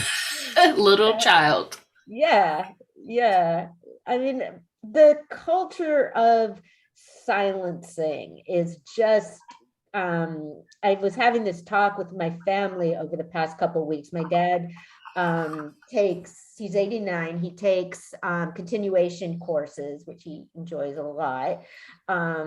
And so a professor at the university where he goes lost her endowed chair because a donor didn't like a letter that this woman signed, not as a professor, as herself, not on behalf of the university, just on behalf of herself. And so this happened to be about the Israeli-Palestinian conflict. And I'm like, okay, well, first of all, I don't know. The statement was about humanitarian issues. So I don't know what the fuck people are finding to disagree with anyway, but okay, here you have somebody that's real rich who doesn't like the opinion of this scholar. And so, so she's going to yank her $5 million donation back. And so, and then my brother was like, well, you know, I'm just real concerned about anti-Semitism on college campuses. I'm like, that's not the point. This is exactly what happened to Nicole Hannah-Jones at the University of North Carolina. A donor didn't like the 1619 project, so they rescinded the offer of her tenured position. And so, you know, it just, I think the left and the right are equally guilty of shutting down disagreement, and it's just so wrong. It denies students of interest of their education. So I picked up a book by the professor that, you know, who had her endowed chair removed, and it's about the state of Israel, about Israel, you know, beginning in around 1880. A third of the book is bibliography. Okay, so there's people that are like, okay, you think you have the right to dictate how this scholar is supposed to speak. So and so, I mean, I just view it the same as some of like, oh, you can't, you know, never mind the fact that that people don't like, okay, you can't use these words, you can't, you know, I mean, I think what the left does really badly is let the right set the terms of the disagreement. You just need to, critical race theory is something people work on in college and graduate school, okay? Don't twist it around, and don't fall into somebody else's drama. And yeah. And you know, something that I tell her all the time is that I think people don't want to be honest. I think in general, people don't want to be honest because being really honest means that either you're going to have to accept that you're doing messed up things, okay, or you're going to have to do things that are going to change the situation that you're in, which requires effort. You know what I'm saying? And like, you know, they say ignorance is bliss. And my brother, he told me that years ago. He's like, you know, sometimes I wish I didn't know all the stuff I knew. And I'm like, you know what? Me too. Right? Because once you know, you can't unknow it. You can't unlearn it. It's not going to go away. You can't just do those things anymore without thinking about it, without having feelings about it. Without being on the hook and being responsible. Exactly. And it's like, are you going to be honest? You also got to have humility. Right, with yourself. You know? Yeah. Honesty and humility to go hand in hand. And every time I bring up CRT, I'm like, I ask people who have disagreements with it. I'm like, okay, so what is it that you disagree with? And no, there's never been a time where people have told me anything factual. They're like, well, CRT is about killing not libertarian, like killing, what is it, liberal babies. I'm like, what? CRT is about killing liberal babies? Oh my God. I'm just like, that's ridiculous. And they're like, CRT teaches hating all white people and this, that, and the third. And I'm just like, no, it's not. It's not any of that stuff. You know what I'm saying? Like, you can't teach our kids this, that, and the third. And I'm like, it has nothing to do with our kids, bro. Like, if you hate black people, just say that. You know? Like, if I understand that people want to like liberals and they want to like the liberal mindset. I don't, because they are political minded people and they're two sides of the same damn coin. All right. You have liberal capitalists. All right. And you have conservative capitalists. They're both capitalists. They're both a part of the same government. They're both on the same team. And it ain't ours. Right. They may have opposing views, but it's about how they spend the money, not necessarily how they treat the people, right? Or how they view the situation. And you know, people like to say actions speak louder than words. This Right. is just another example, because there are people, and this goes both ways. There are people who will say the good things and do the bullshit. And there are people who say the bullshit, but when they come down to what they do, it's the real shit. Right. And bruh, like your behavior is what you materialize. It is the way that you build or destroy. Right. Not what you say. And we just so wrapped up in what people say to the point where it's like it's just Especially weird this- that it's in like this a thing that on TV, for example, on TV shows, different type of TV shows. It could be a news show, a reality TV, reunion. It could be all of this shit. And there's been so many instances where people just want to pressure someone to apologize for something they said. And it don't matter if you mean it, like, here's your chance. Can you just say that you feel bad for what you said? Like that, I've seen that happen in so many different instances. It's like, why do you even want them to say it? What does that do for you? They still gonna act the same way if they don't think there's nothing wrong with it. If they don't understand if there was harm done. And what you talking about, like, it sounds harmless. So why would they say sorry? Are you gonna die because they didn't say, I take back what I said? That's the most shallow, fake thing that anyone can say. Right. That's not gonna appease me. I don't get Right. it. And that's the kind of the generation that we live in. I take back what I said. And to me, everything is fake. You know, people's identities are fake. What people look like is fake. What people broadcast is fake. It's like people will take something that is not authentic but looks good before they'll take something that actually is the real deal good. and is good for you. And it transcends into all kind of industries, like apples. Like what we're putting wax on apples, like we eat wax. Like wax is made of what? Like petrol, bro. Wax is made of oil, and we're eating oil on apples. How is that good for us? Just to make the apple look shinier or more appealing or more delicious or whatever. You know, that they put dyes all in the food because the real shit looks like ass. Okay. It's like dirt. And instead of giving you this science project of a Coke that they're selling you, right? They're just gonna make it look like something that's prettier than it is. Yeah. But you know what? To me, it is what it is. I'd rather deal with it as it is than to lie about it to myself. Because once I can accept what something is, then I can do what needs to be done to make a change. And you like to do shit. I love to do shit. That's my whole deal. And it's funny because I tell the kids, I'm like, look, I don't believe anything that anybody says ever. Not once. Not even myself. All right. I don't believe shit that I say. Okay. Stupid. I believe what people do. And I believe that when it really comes down to it, people are going to show you. You know what I'm saying? And they do. Like people praise Alexander Hamilton, and I'm like, but he owned slaves. And they're like, huh? I'm like, right. I'm like, that doesn't make sense, does it? Such a big abolitionist, but you own slaves at the same time? How does that? Those things don't even go together. You bought slaves for other people to have. Okay, but you're an abolitionist. No, you're the abolitionist that they wanted to promote. Like Rosa They want you right, like Rosa Parks. She wasn't even No the first disrespect one. Right. to Rosa. Oh, but no, It was a political decision. But respect Claudette's name though. Claudette Colvin. It was a political decision to put Rosa Parks ahead of Claudette Colvin. Irene Morgan. Yeah. Right. And so it's Ida B. Wells was doing, yeah. And so it's like, doing why the railroad station. Yeah, let's recognize people for who they really are and for what the situation really was, you know, and accept it for what it is and not the fantasy of it that they want to sell us. Because why? And this goes back to what you was talking about, Black History Month, Women's History Month, all this token ass shit.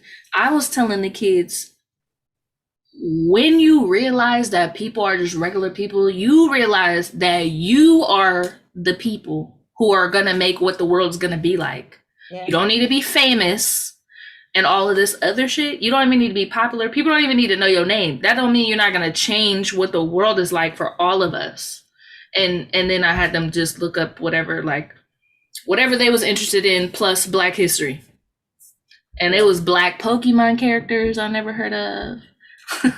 Hella Black women doing leadership positions at Pixar. I'm like, if that's historical or whatever, what you can do is historical, whatever. Mm-hmm. Yeah, and if you push it toward accuracy and scholarship, what that means is when you look at Pixar, you are going to look at the whole picture, which includes Black people. Like I was looking at some comments, and normally about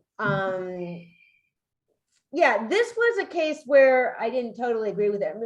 People were talking about like, okay, well, Biden didn't specifically mention Black people in the State of the Union. Well, he talked about families and the economy and gas and inflation and jobs and food. Okay, is that not talking about Black people? I mean, it's all how you look at it. That's talking about, so yeah, right. I mean, there's a lot of cases where you do need to identify people more clearly. But yeah, it's like, okay, when I hear families, do I think of just white people? No, I don't. I think of families. So right, gas prices and inflation, all that kind of stuff. And it's not like Black people are a part of Biden's platform. You know, he said like one really notable thing about the Black vote, and I was like, it's kind of ass, bro, that you said that. And it was disrespectful. right. I'm like, you're telling the truth. What did it would be? You're not Black if you vote for, if you don't vote for me, you ain't Black. Right. I'm like, that's true. But still, shut your ass up. You shouldn't be saying it, Biden. No, you might be Black if you didn't vote at all. That's true. I mean, that's a loophole. That's a loophole. Yeah. As long as you didn't vote for Trump, your Black card remains. Okay, you stupid. You can't vote for the Libertarian Party. We do accept those. Yeah. This is the thing, though. It's like how you identify is useful until it's so not useful no more.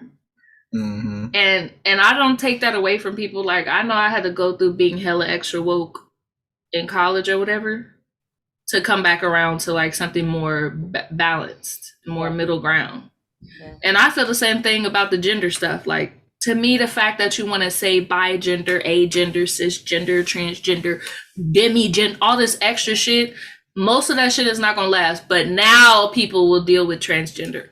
And that was not a thing. So it's like you go extreme so you can pull it back to the middle somewhere. Hopefully balances out. Because with some stuff, I'm like, I don't want to work that hard to fit. Like, okay, I'm not even that I'm not interested enough in you to really get deep into how you identify. Like, in a way, okay, why do I need to know you identify as asexual unless I want to have sex with you? Like, thank you, girl. Yeah. Girl, I said the same thing about even just being gay. I'm like, why? It doesn't matter if we're not having sex. What? That's actually bizarre if you think about it. It's actually weird. Yeah. It's actually really weird that anybody would be concerned with anybody else. But they are though. Yeah, they are. I mean, it's an image. It's an image thing. we're hecka concerned about image.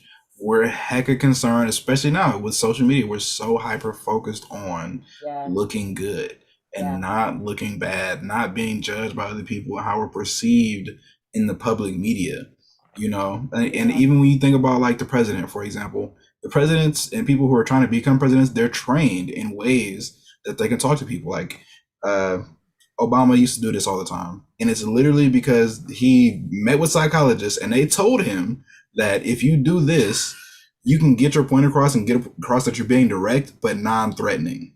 Because if you point, that's threatening. But if you can point like this and not be threatening. And it's a psychological thing that he did. And it's kind of notable that he was doing it because you always see him doing that. But it's wild how much public perception swayed his actions, right, as a president. Oh yeah. Oh yeah. Imagine he was just like, boy. Right. Like, a lot of the time, I mean, he'd be it wouldn't be the same. Or if he's pointing. I'd be thinking like, you're a professor. I know you're not, you know, I know that's not normally how you would be putting stuff if you had a choice, but right. On a top Right. And that's the kind of reality that we live in. Everything has to be polished. Everything has to look good, regardless of what it is, regardless of what the message is. It has to be wrapped nice and a neat package for it to really be received. And I mean, I think honestly, a lot of times people will give up the content for something looking nice. You know, like I'm this is kind of totally a side note, but I was, looking into like weightlifting and exercise and health and all that kind of stuff. And then I'll happen to come across a video where somebody asked somebody if they were natural or not. And 95% of the bodybuilders there said they were not natural, that they used steroids. 95%. And I'm like in my mind, before I seen that video, I'm thinking like, oh, maybe, a few people use here and there. It's still kind of sparse. Maybe it's still kind of taboo. Like it used to be kind of taboo, but after watching the video, most of them use it. It's not taboo at all in their world. It's a regular part of their world. And some of them even said that. They were like, it's normal. And it's like, if you're not using some kind of, substance or whatever, then you'll find it hard to compete. Right. You're going to be behind everybody else. And I'm like, bro, that's so BBLs. Crazy. Right. For man muscles. Right. And there's people who even buy fake muscles, plastic muscles, literally. Oh, that's no different than buying fake tits. Right. We got fake boobs, fake muscles, all right, fake butts. Like, come on, bro. Yeah. Like, why can't we just accept ourselves? Why can't we just love ourselves as we are? Like, this is good enough. With somebody, I mean, oh, this isn't real. It's like if you, there's a film, there's a series called Good Behavior with this couple. They just spend this whole night. They're like flirting. They're having a great time. Then they're like the elevator starting to go to her. She's like, oh, I'm not really a blonde. Mm-hmm. Right. And wait, is that the one where she takes off like everything, like her leg and stuff? That is what is that? I'm gonna get you, sucker. Oh, yeah, and I'm gonna get you, sucker. They did a recreation of that scene, and I'm gonna get you, sucker, but it was way more extreme. She was hella funny. She was bald. She has a butt pad, and then at the end, she fucking took off her prosthetic leg and threw it at him. Right. Wow. Oh, that sounds good. It was hella silly. Mm-hmm. It was so silly. It was I'm gonna get you, sucker. Classic. Old, really old black movie. Love it. Oh, okay. Got it on VHS. Hey, you do a VHS. Yeah, like that's a keeper. That's one of the ones you got on VHS. You like, I'm gonna keep this. Yeah, that's what's up. Yeah, man. Personally, I think people just gotta just keep it real, bro. Look in the mirror. It is what it is. I'm not mad about what it is. It's about what we want to do about it. What can be changed. It might not be good. You might not like the way it is, and that's fine. That's perfectly normal, I think. But it's like from here, knowing what it is and accepting what it is, what can be done, and if anything, right? And sometimes it feels like nothing can be done, but you still got to try. know. Yeah, I mean, it still makes trying makes a difference. Yeah.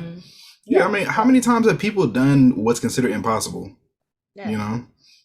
I have a allegory I have in my mind, like an African lion is an African lion because it literally cannot leave Africa.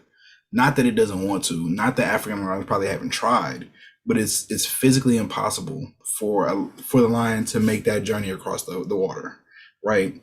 Whereas a human being, yes, except the movie, right? Whereas a human being looks across the water, sees what's impossible, seeing 20 people go out there and die, and they're like, you know what? There's a way here, and then they create the boat, and then a boat takes them to a shore that they couldn't have got to otherwise. Took a situation that was impossible and made it possible. And we're good at that. What other animal ever has touched the moon? Ever? Going to Mars now. Right. We're going to Mars. Animals can't even go to space. Like we who would have thought 1,000 years ago, 2,000 years ago, we're gonna be able to just go to that planet right there, or to that moon right there, that satellite right there in the sky. Who would have thought we could be in like three different households having a discussion on a computer? Right. Yeah. Right. Even like 30, 40 years ago, this wasn't a possibility. Yeah. Like this whole internet infrastructure. Yeah. Like bit mining, Bitcoin, and all that Bitcoin, shit. all that. Yeah. This kind of connectivity. I was using the Oculus the other day, and I'm like, bro, this is crazy. And what's odd about it, right? It has like a little plastic piece on the front, right? It's a VR headset. It has a plastic piece on the front, and I'm thinking like, oh, if you put it on, you really can't see anything outside of it, but you can see through the plastic. And I'm like, how is this even possible? How is this possible that I can see through the plastic piece that's here? I can see my legs in real life. I can see the table over there, and then like I can go right back into being in VR. I'm like, bro, this is wild. This is blowing my mind. I cannot believe it. I cannot believe it. Okay, Trika says these masks are dumb. Okay, do you mean okay, yeah, VOR, red, Oakland, okay, I'm not sure what this is. Okay. She said that 10 minutes. Yeah. I wonder. These masks are dumb. Oh, maybe she's talking about like social media masks where we can't be ourselves. I think it is dumb. And people get canceled for bullshit instead of having a conversation about what's really going on. And there's you know what I'm saying? Stuff like, okay, like, okay. Questions, the issue to me of, okay, who's a man, who's a woman, how are men, all that. To me, okay, I never thought I would use the word metaphysical in conversation, but I am I mean, metaphysical, I mean, to me, that's the questions about what makes us who we are and why are people who they are and stuff like that. I mean, I just don't think with most of that stuff, there is one answer to the questions. I think there's a lot of opinions. Yeah. So I don't think any of the opinions is bad. And for the most part, people are like, oh, blah blah blah, gay people are, there's people that get mad if you say like, okay, gay people aren't born that way. Well, okay, you can have, that's not an offensive opinion. I mean, there's different reasons for people to be how they are. Right. And I don't think it's offensive. Right. And who really knows? We don't really even understand it. Exactly. We don't even really understand it. And it's like, the question I ask myself is, does this person saying this really have to affect me and my life and anything I have going on? Unless this person is trying to stop me from doing something because I'm gay or whatever the fuck, then it's really irrelevant. And it's like what I tell the kids. They ask me like, oh, what would you do if a white man said the N-word in front of you? I was nothing. I would leave. Okay, because I don't have to sit up here and listen to this dude speak ignorance to me, and I don't got to take it in. I don't got to be offended by it. I don't got to be mad about it. I don't got to feel like I got to retaliate. I have authority over things that I can do. You know what I'm saying? And it's like, if he doesn't want to give me a job because he's racist, then I don't want to work for him. I'm gonna go work with people who are gonna treat me like a human being. Only. Right. Or create your own. Right. Or create my own. Right. That's it. Yeah. And as long as he ain't coming over here trying to kill me, nothing be good. Yeah. You can believe whatever you want to believe, bro. Yeah. It just makes me think, I mean, how important it is for young people and for kids to have role models and people that they can teachers and elders that they can ask those questions to. No, that's You true. know, That's true. They be asking me a gang of questions. They asked me about hate. I said, I don't hate anybody. There's too much energy to hate somebody. Yeah. I'm like, I cannot like you. I cannot like what you do, right? And if you're doing things that are to a certain extremity, then I would probably try and stop you. But me trying to stop you is not because I hate you. I might hate what you're doing, and I might not just, it's like certain things are too far. Like I can't allow certain things to be happening in my community if I want my community to stay well and stay healthy. But it's not because I hate the person, you know? And it's like, to me, when you can remove hate from your heart, then you can kind of see things in a more total kind of sense. And you can see things for what they are, and you don't have to be like, oh, well, this is, I hate this, so I'm not even going to think about this. I'm not even going to research this because this is what I hate, and I'm not going to let this hate infect me and all this kind of stuff like that. I'm like, You already had so. right, it already has, you know? It's exhausting to hate people. It is exhausting to hate people. It takes a lot of time. It takes it's energy. Like I don't want to be going into a room like, oh man, I hate this motherfucker. I can't be here. Oh my god. I don't want to be like that. I'm like, do you want to be like that, kids? They're like, nah. I'm like, right. Okay. You don't have to hate them. And I tell them, I'm like, y'all get mad at each other, but the differences y'all have are very small. I'm like, has this person really ever talked about you for real? And they're like, no. They just said something back when I said something to them. I'm like, you said something to them first, but what do you expect them to do?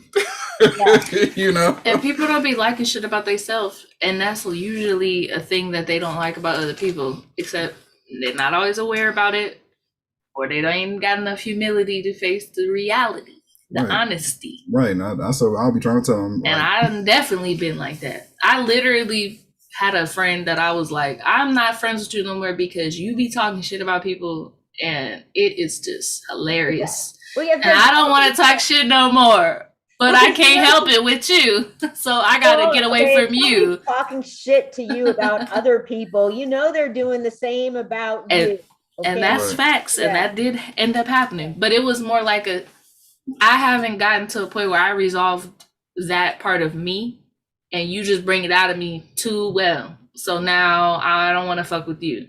And it's not like, I mean, it was good to go through that, but it was good to also realize like, it's not about her, it's about me. If I make it about her, then I ain't really being real. Yeah, you're giving somebody else that power. Mm-hmm. Yeah, but I mean, it's certainly one of the biggest questions that people are constantly going to be navigating in life is like, okay, when are you going to fight? When are you not going to fight? And you know, when are you going to accept something? When are you not going to accept it? And what the fuck does that even mean? Mm-hmm. Yeah. I mean, I was asked that about something you mean. So you're just going to accept this thing that you're unhappy with about your life? I'm like, yeah, I'm going to accept it. I mean, you know, this is something I'm unhappy with. I'm going to accept it, and I'm going to try and be peaceful and keep going and try and get through it or change it or something. But yeah, I accept it. You know? Yeah. And I mean, I think you'd be much happier that way, honestly. Even if you want to change something, you have to accept the reality of it first. Right. Yeah. Right. You can't be in denial and do something about it at the same time. Exactly. Like there's water on the floor. You can't be like, oh man, there's not water on the floor. I don't want there to be water on the floor. Like the water's already on the floor. You can, but the water's still going to be on the floor. Right. It's not going nowhere. It's going to sit there. You can find out who fucking put the water on the floor. Right. You can do a whole investigation. The water's still going to be on the floor. Right. And somebody still got to clean it up. You know? You know what I'm getting out of this? The patterns that we have, I'm just gonna bring back to revolution, and this is to me the realest revolutionary shit you can do is recognize your own patterns of domination, and when you're running supremacy at people. Mm-hmm. Because I mean, if people started there, you wouldn't even have time to try to deal with other people and what they did or didn't do. You would be dealing with yourself for the next pandemic. Right. Yeah. Which I think is really important, because to me, my enemy is supremacy. My enemy is oppression globally. Yeah. You know, I've never made white people my enemy because it's not necessarily even a white thing. even if it's a lot of white people who are perpetrating it, because there's other people who are perpetrating too. And it's about an oppressive mindset. It's about dominating somebody else or something else, or controlling somebody or something else, or a situation, right? And people have to have the ability to choose and live free, especially like in their communities. And it's too much domination going on. And we take those patterns in and we use those to try and dominate other people and other things to have control in our own lives. Yeah, man. If all those people that are hysterical about critical race theory would just shut up and listen to exactly what you just said. Well, that'd be too critical and analytical now, wouldn't it? Yeah, I mean, it's looking at systems in society that affect people and how that works and how that affects people and how people are treated and their lives, and that it's bigger than And tying it back into history and tying it into revolutionary theory, when you study the revolutionaries, you easily and quickly recognize that they worked with all kinds of people from all different kinds of backgrounds. And they talked about a lot of this stuff, including Huey P. Newton. Yeah. Huey P. Newton, he worked with white people in a lot of different places. And one very big place is the Grateful Dead. He used to have that band come to all their events and do all their shows and stuff like that, right? And they're like a white rock band, but they were down with the movement, and they were able to like build in that way. He also worked with a lot of queer people at the time, and he was very open about that, very blunt and straightforward about that. Malcolm X was bi. Yeah. Sexual. Y'all niggas don't want to talk about that, but you want him on your wall. Right. And he didn't have anything to say against homosexual people or queer people. They didn't have stuff against those people, and they always were talking about building with people from all backgrounds. And again, like one of their biggest slogans is all power to all people. Yeah. You know what I'm saying? Mm-hmm. And it's like if you say that, you can't be like all power to all people except gay people or except white people or except whoever, you know what I'm saying? Because that's not what it's about. That's a very intentional phrase to really drill into our minds that that's what we need. We need the power over self, and we need to be able to be self-powered. You know what I'm saying?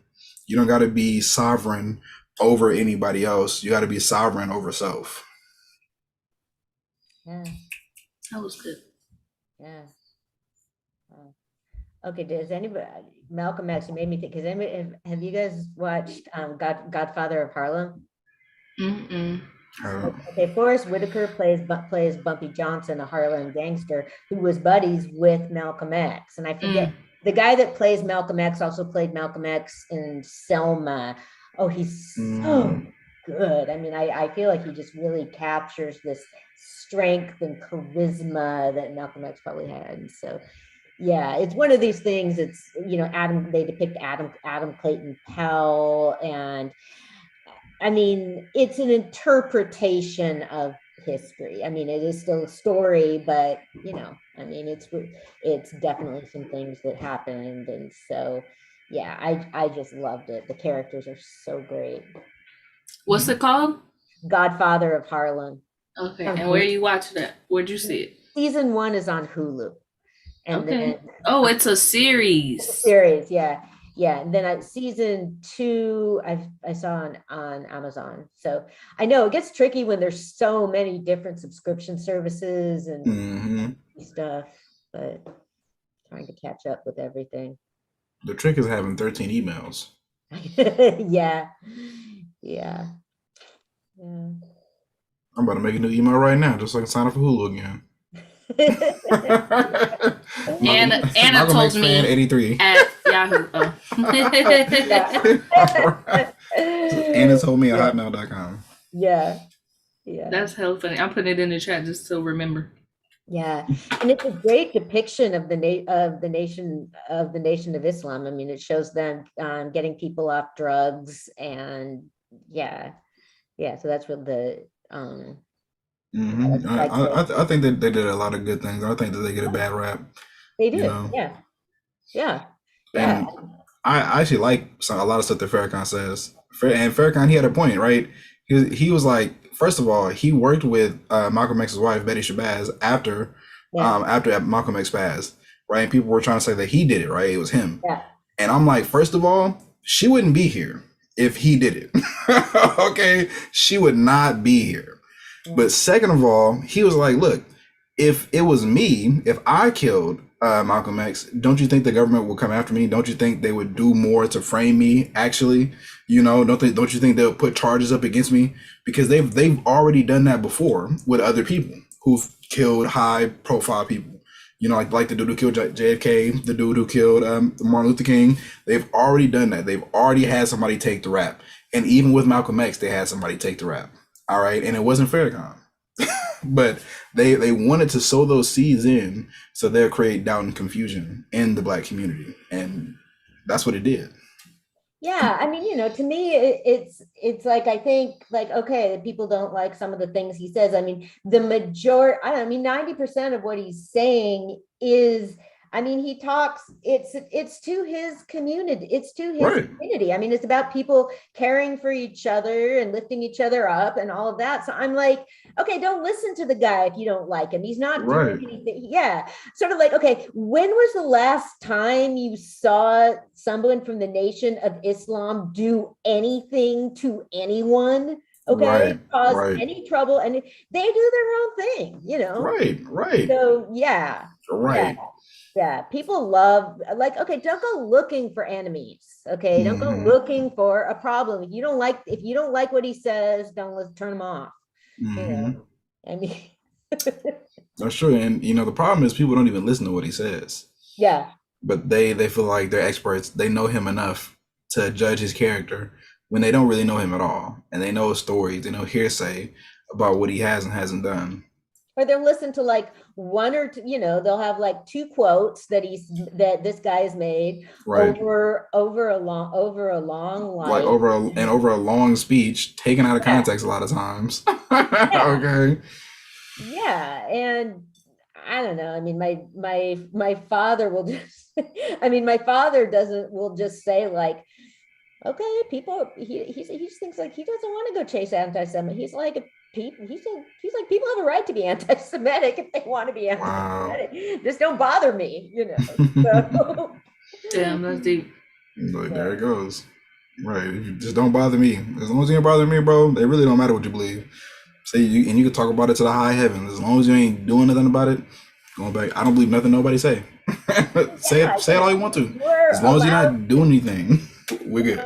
You know, people should be allowed to have offensive, you know, I mean, there's there's the idea, which is, I mean, you know, there's danger, like, you know, expressing the freedom to express like hateful sentiment. Some of it can be dangerous. I mean, when it starts becoming threats, you know what I'm saying?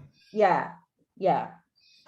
So it can be. So, you know, I'm not gonna like totally, but you know, with some of it, I'm like, okay, or like, okay, do you want to spend with some stuff? Okay, the only time there is so much stuff that I only hear about because I didn't know who the fuck the baby was till he started saying homophobic things. So it's like, okay, if all you're doing, I mean, some of it is like hitting somebody to show how hard, they're like, oh yeah, man, this person hit me so hard, it was like this, you know. So sometimes you're just getting people more attention if they bring up the stuff that offends you. And right. And the baby's still kicking. He still selling out shows, all the shit. And it's like still giving some shit with some bop in it. Right. And like, what is the real end goal? Like, dude, do you want to try and educate the baby? Like, exactly. I mean, I just feel terrible. I feel terrible when I see stuff like that. You know, he's young. You know, right. And young people say wild shit all the time. Exactly. Don't pull up my MySpace. Man. Exactly. People be opening. You know, he's an entertainer. Okay, entertainers have personas. Like, yeah, it's one thing. I mean, he's not a teacher. He's not Right. he's not a politician. People buy tickets to go hear him speak or to go hear Right. him. And that he was talking to his fans. He was talking this shit to his fans. Obviously, they loved it. You know, he's not saying, hey, gay people. Yeah. And I think with cancel culture is like that's the kind of crux. It's like, are they really saying things that are hateful about the people? Are they really saying things that are like violent towards the people? Yeah. Or are they just saying something about the people that you don't like them saying, or that you don't like them thinking, or that you don't want them to make jokes about, or whatever it is? Yeah. You know what I'm saying? Because of your feelings. Right, because your wounds. Yeah. Right. And I almost got canceled because I posted up a meme that was like a joke about trans stuff. Like somebody had a shirt that said, it said I'm trans vaccinated. Right? Like I'm not really vaccinated, but I identify as vaccinated. I'm trans vaccinated. All these people got mad on my shit. And it I'm is just like, not a lie. Blackity block. It's not a lie to say that we both didn't think that shit was so funny. It was hilarious. I thought it was but hilarious. We did think about it multiple times based on the different people and the type of feedback that was given. But anybody who was on that Cape bullshit, right? They got blocked and they made the dopest diss track that you could ever. Oh yeah, I did. Yes, ma'am. But it's small. I want to hear it. Yeah. I think I sent it to Roselle. It's called No More Heroes. Well, we had so much. Where I actually played it. I played it. I could play it again too, but I did play it. Oh, okay. Mm-hmm. Okay. Well, we had so much fun talking. We didn't even take music breaks. So, do you want to let people know? Okay. Yeah. Oh, cool. You're right. You're writing in here. I'm gonna get you, sucker. Okay. I will definitely look that up. So, do you guys have shows and stuff coming up, or do you want to let people know where you're? Yeah, Hip Hop for Change Women's Empowerment Summit this weekend. Hip Hop for Change. I'm doing a women in hip hop workshop with my partner Lum C. She's doing a panel with women who are artists and mothers about balancing motherhood and being a hip hop artist. Oh, cool. Hella dope ass performers. Kamaya's headlining, and anything else? Dope ass dancers are gonna be in the building. It's gonna be tight, extra tight. It's free, all ages. Yeah. Come through, come true. Mm-hmm. Cool. Mm-hmm. And she's doing a workshop there. I don't know if she made that clear, but she's doing a workshop. Yeah, and I'm hosting the lineup. Mm-hmm. Yeah, so she's hosting the lineup and she's doing a workshop. Are you doing 2 workshops? Because that's what it looked like. No. Oh, okay. So they're just big upping you as the host. Yes. So host and also a workshop co-creator. Yes. Curriculum development. Mm-hmm. For women's empowerment in hip hop. If you want it at your schools, anyone listening, solicit us, or am I soliciting them? I don't know. You want this curriculum. You need this curriculum. Women in hip hop. Everything you didn't think was gonna coincide, it coincides in this curriculum. So get a taste at the Women's Empowerment Summit by Hip Hop for Change, Continental Club, Oakland, California, this weekend. Hey, you heard it here, ladies and gentlemen. Mm-hmm. Mm-hmm. Okay, and then Najee has Black Men Meet on Twitch. Mm-hmm. Yep, Black Men Meet on Twitch every Monday. Mm-hmm. Yeah. 7 o'clock. 7 o'clock. Be there. Follow my YouTube, Summer Man. Follow our collective YouTube. The Oakland Mind. Right. Go to the website, buy t-shirts. All right. Well, is the Oakland Mind on YouTube? Yes, it is. Oh, okay. Yeah, Oakland that's Mind where on I was YouTube. commenting from. Oh, cool. Mhm. Okay. And Summer Man is on YouTube too. Yep. We're all on YouTube. We're there. We're everywhere. And we love being on this show. This is good. Well, I just love having you guys on, and we will do it again. Definitely. Yay. We'll be Okay. here. Okay. Earth, what is the next token holiday Earth Days coming up in April. Yeah. He's a climate justice guy. Yeah. He'll talk to you about it. Love the Earth. All right. Me and Earth is like this. Yeah. Yeah. So Roselle, what do you got coming up? What do I got going on? This week I'm working. This weekend I'm working. I'm gonna do some work this weekend. Next weekend, I think I got a party I gotta do. For someone I went to school with, their parents want a thing in Sacramento. Nice. That's the following week. Then the week after that, I got a wedding. So Oh, you're getting married. yeah, I'm getting married. Okay, we're all invited. So what music do you play for the parents? For parents. It parties? depends. I mean, they kind of like old school. So I know I'm gonna have to Yeah. do like 70s and 80s and stuff like that. Yeah. Yeah. Cool. What about for the wedding? The wedding is gonna be more rock. This is Okay. it's in Vacaville, so it's gonna be like rockers.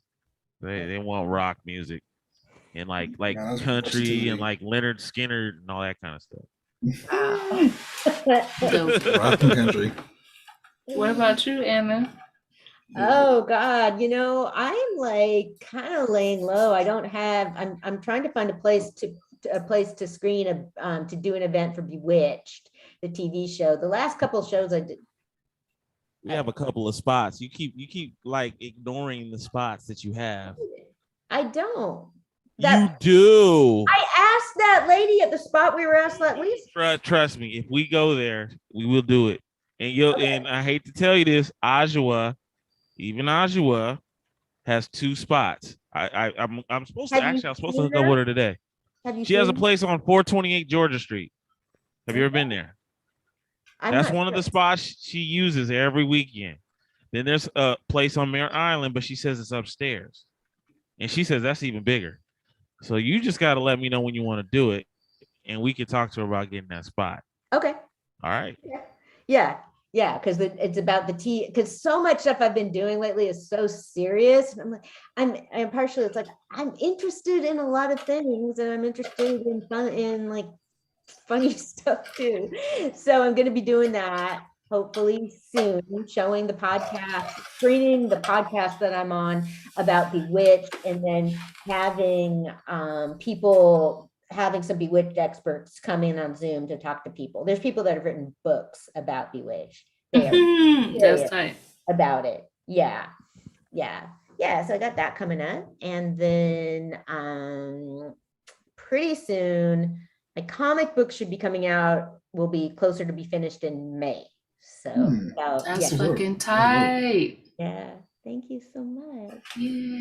Yay. So yeah, okay, Roselle, we'll talk about that spot, because the lady I spoke to last week over at that spot in Marin was like, We'll let you do it. burn. She will let you do it. We will get that done.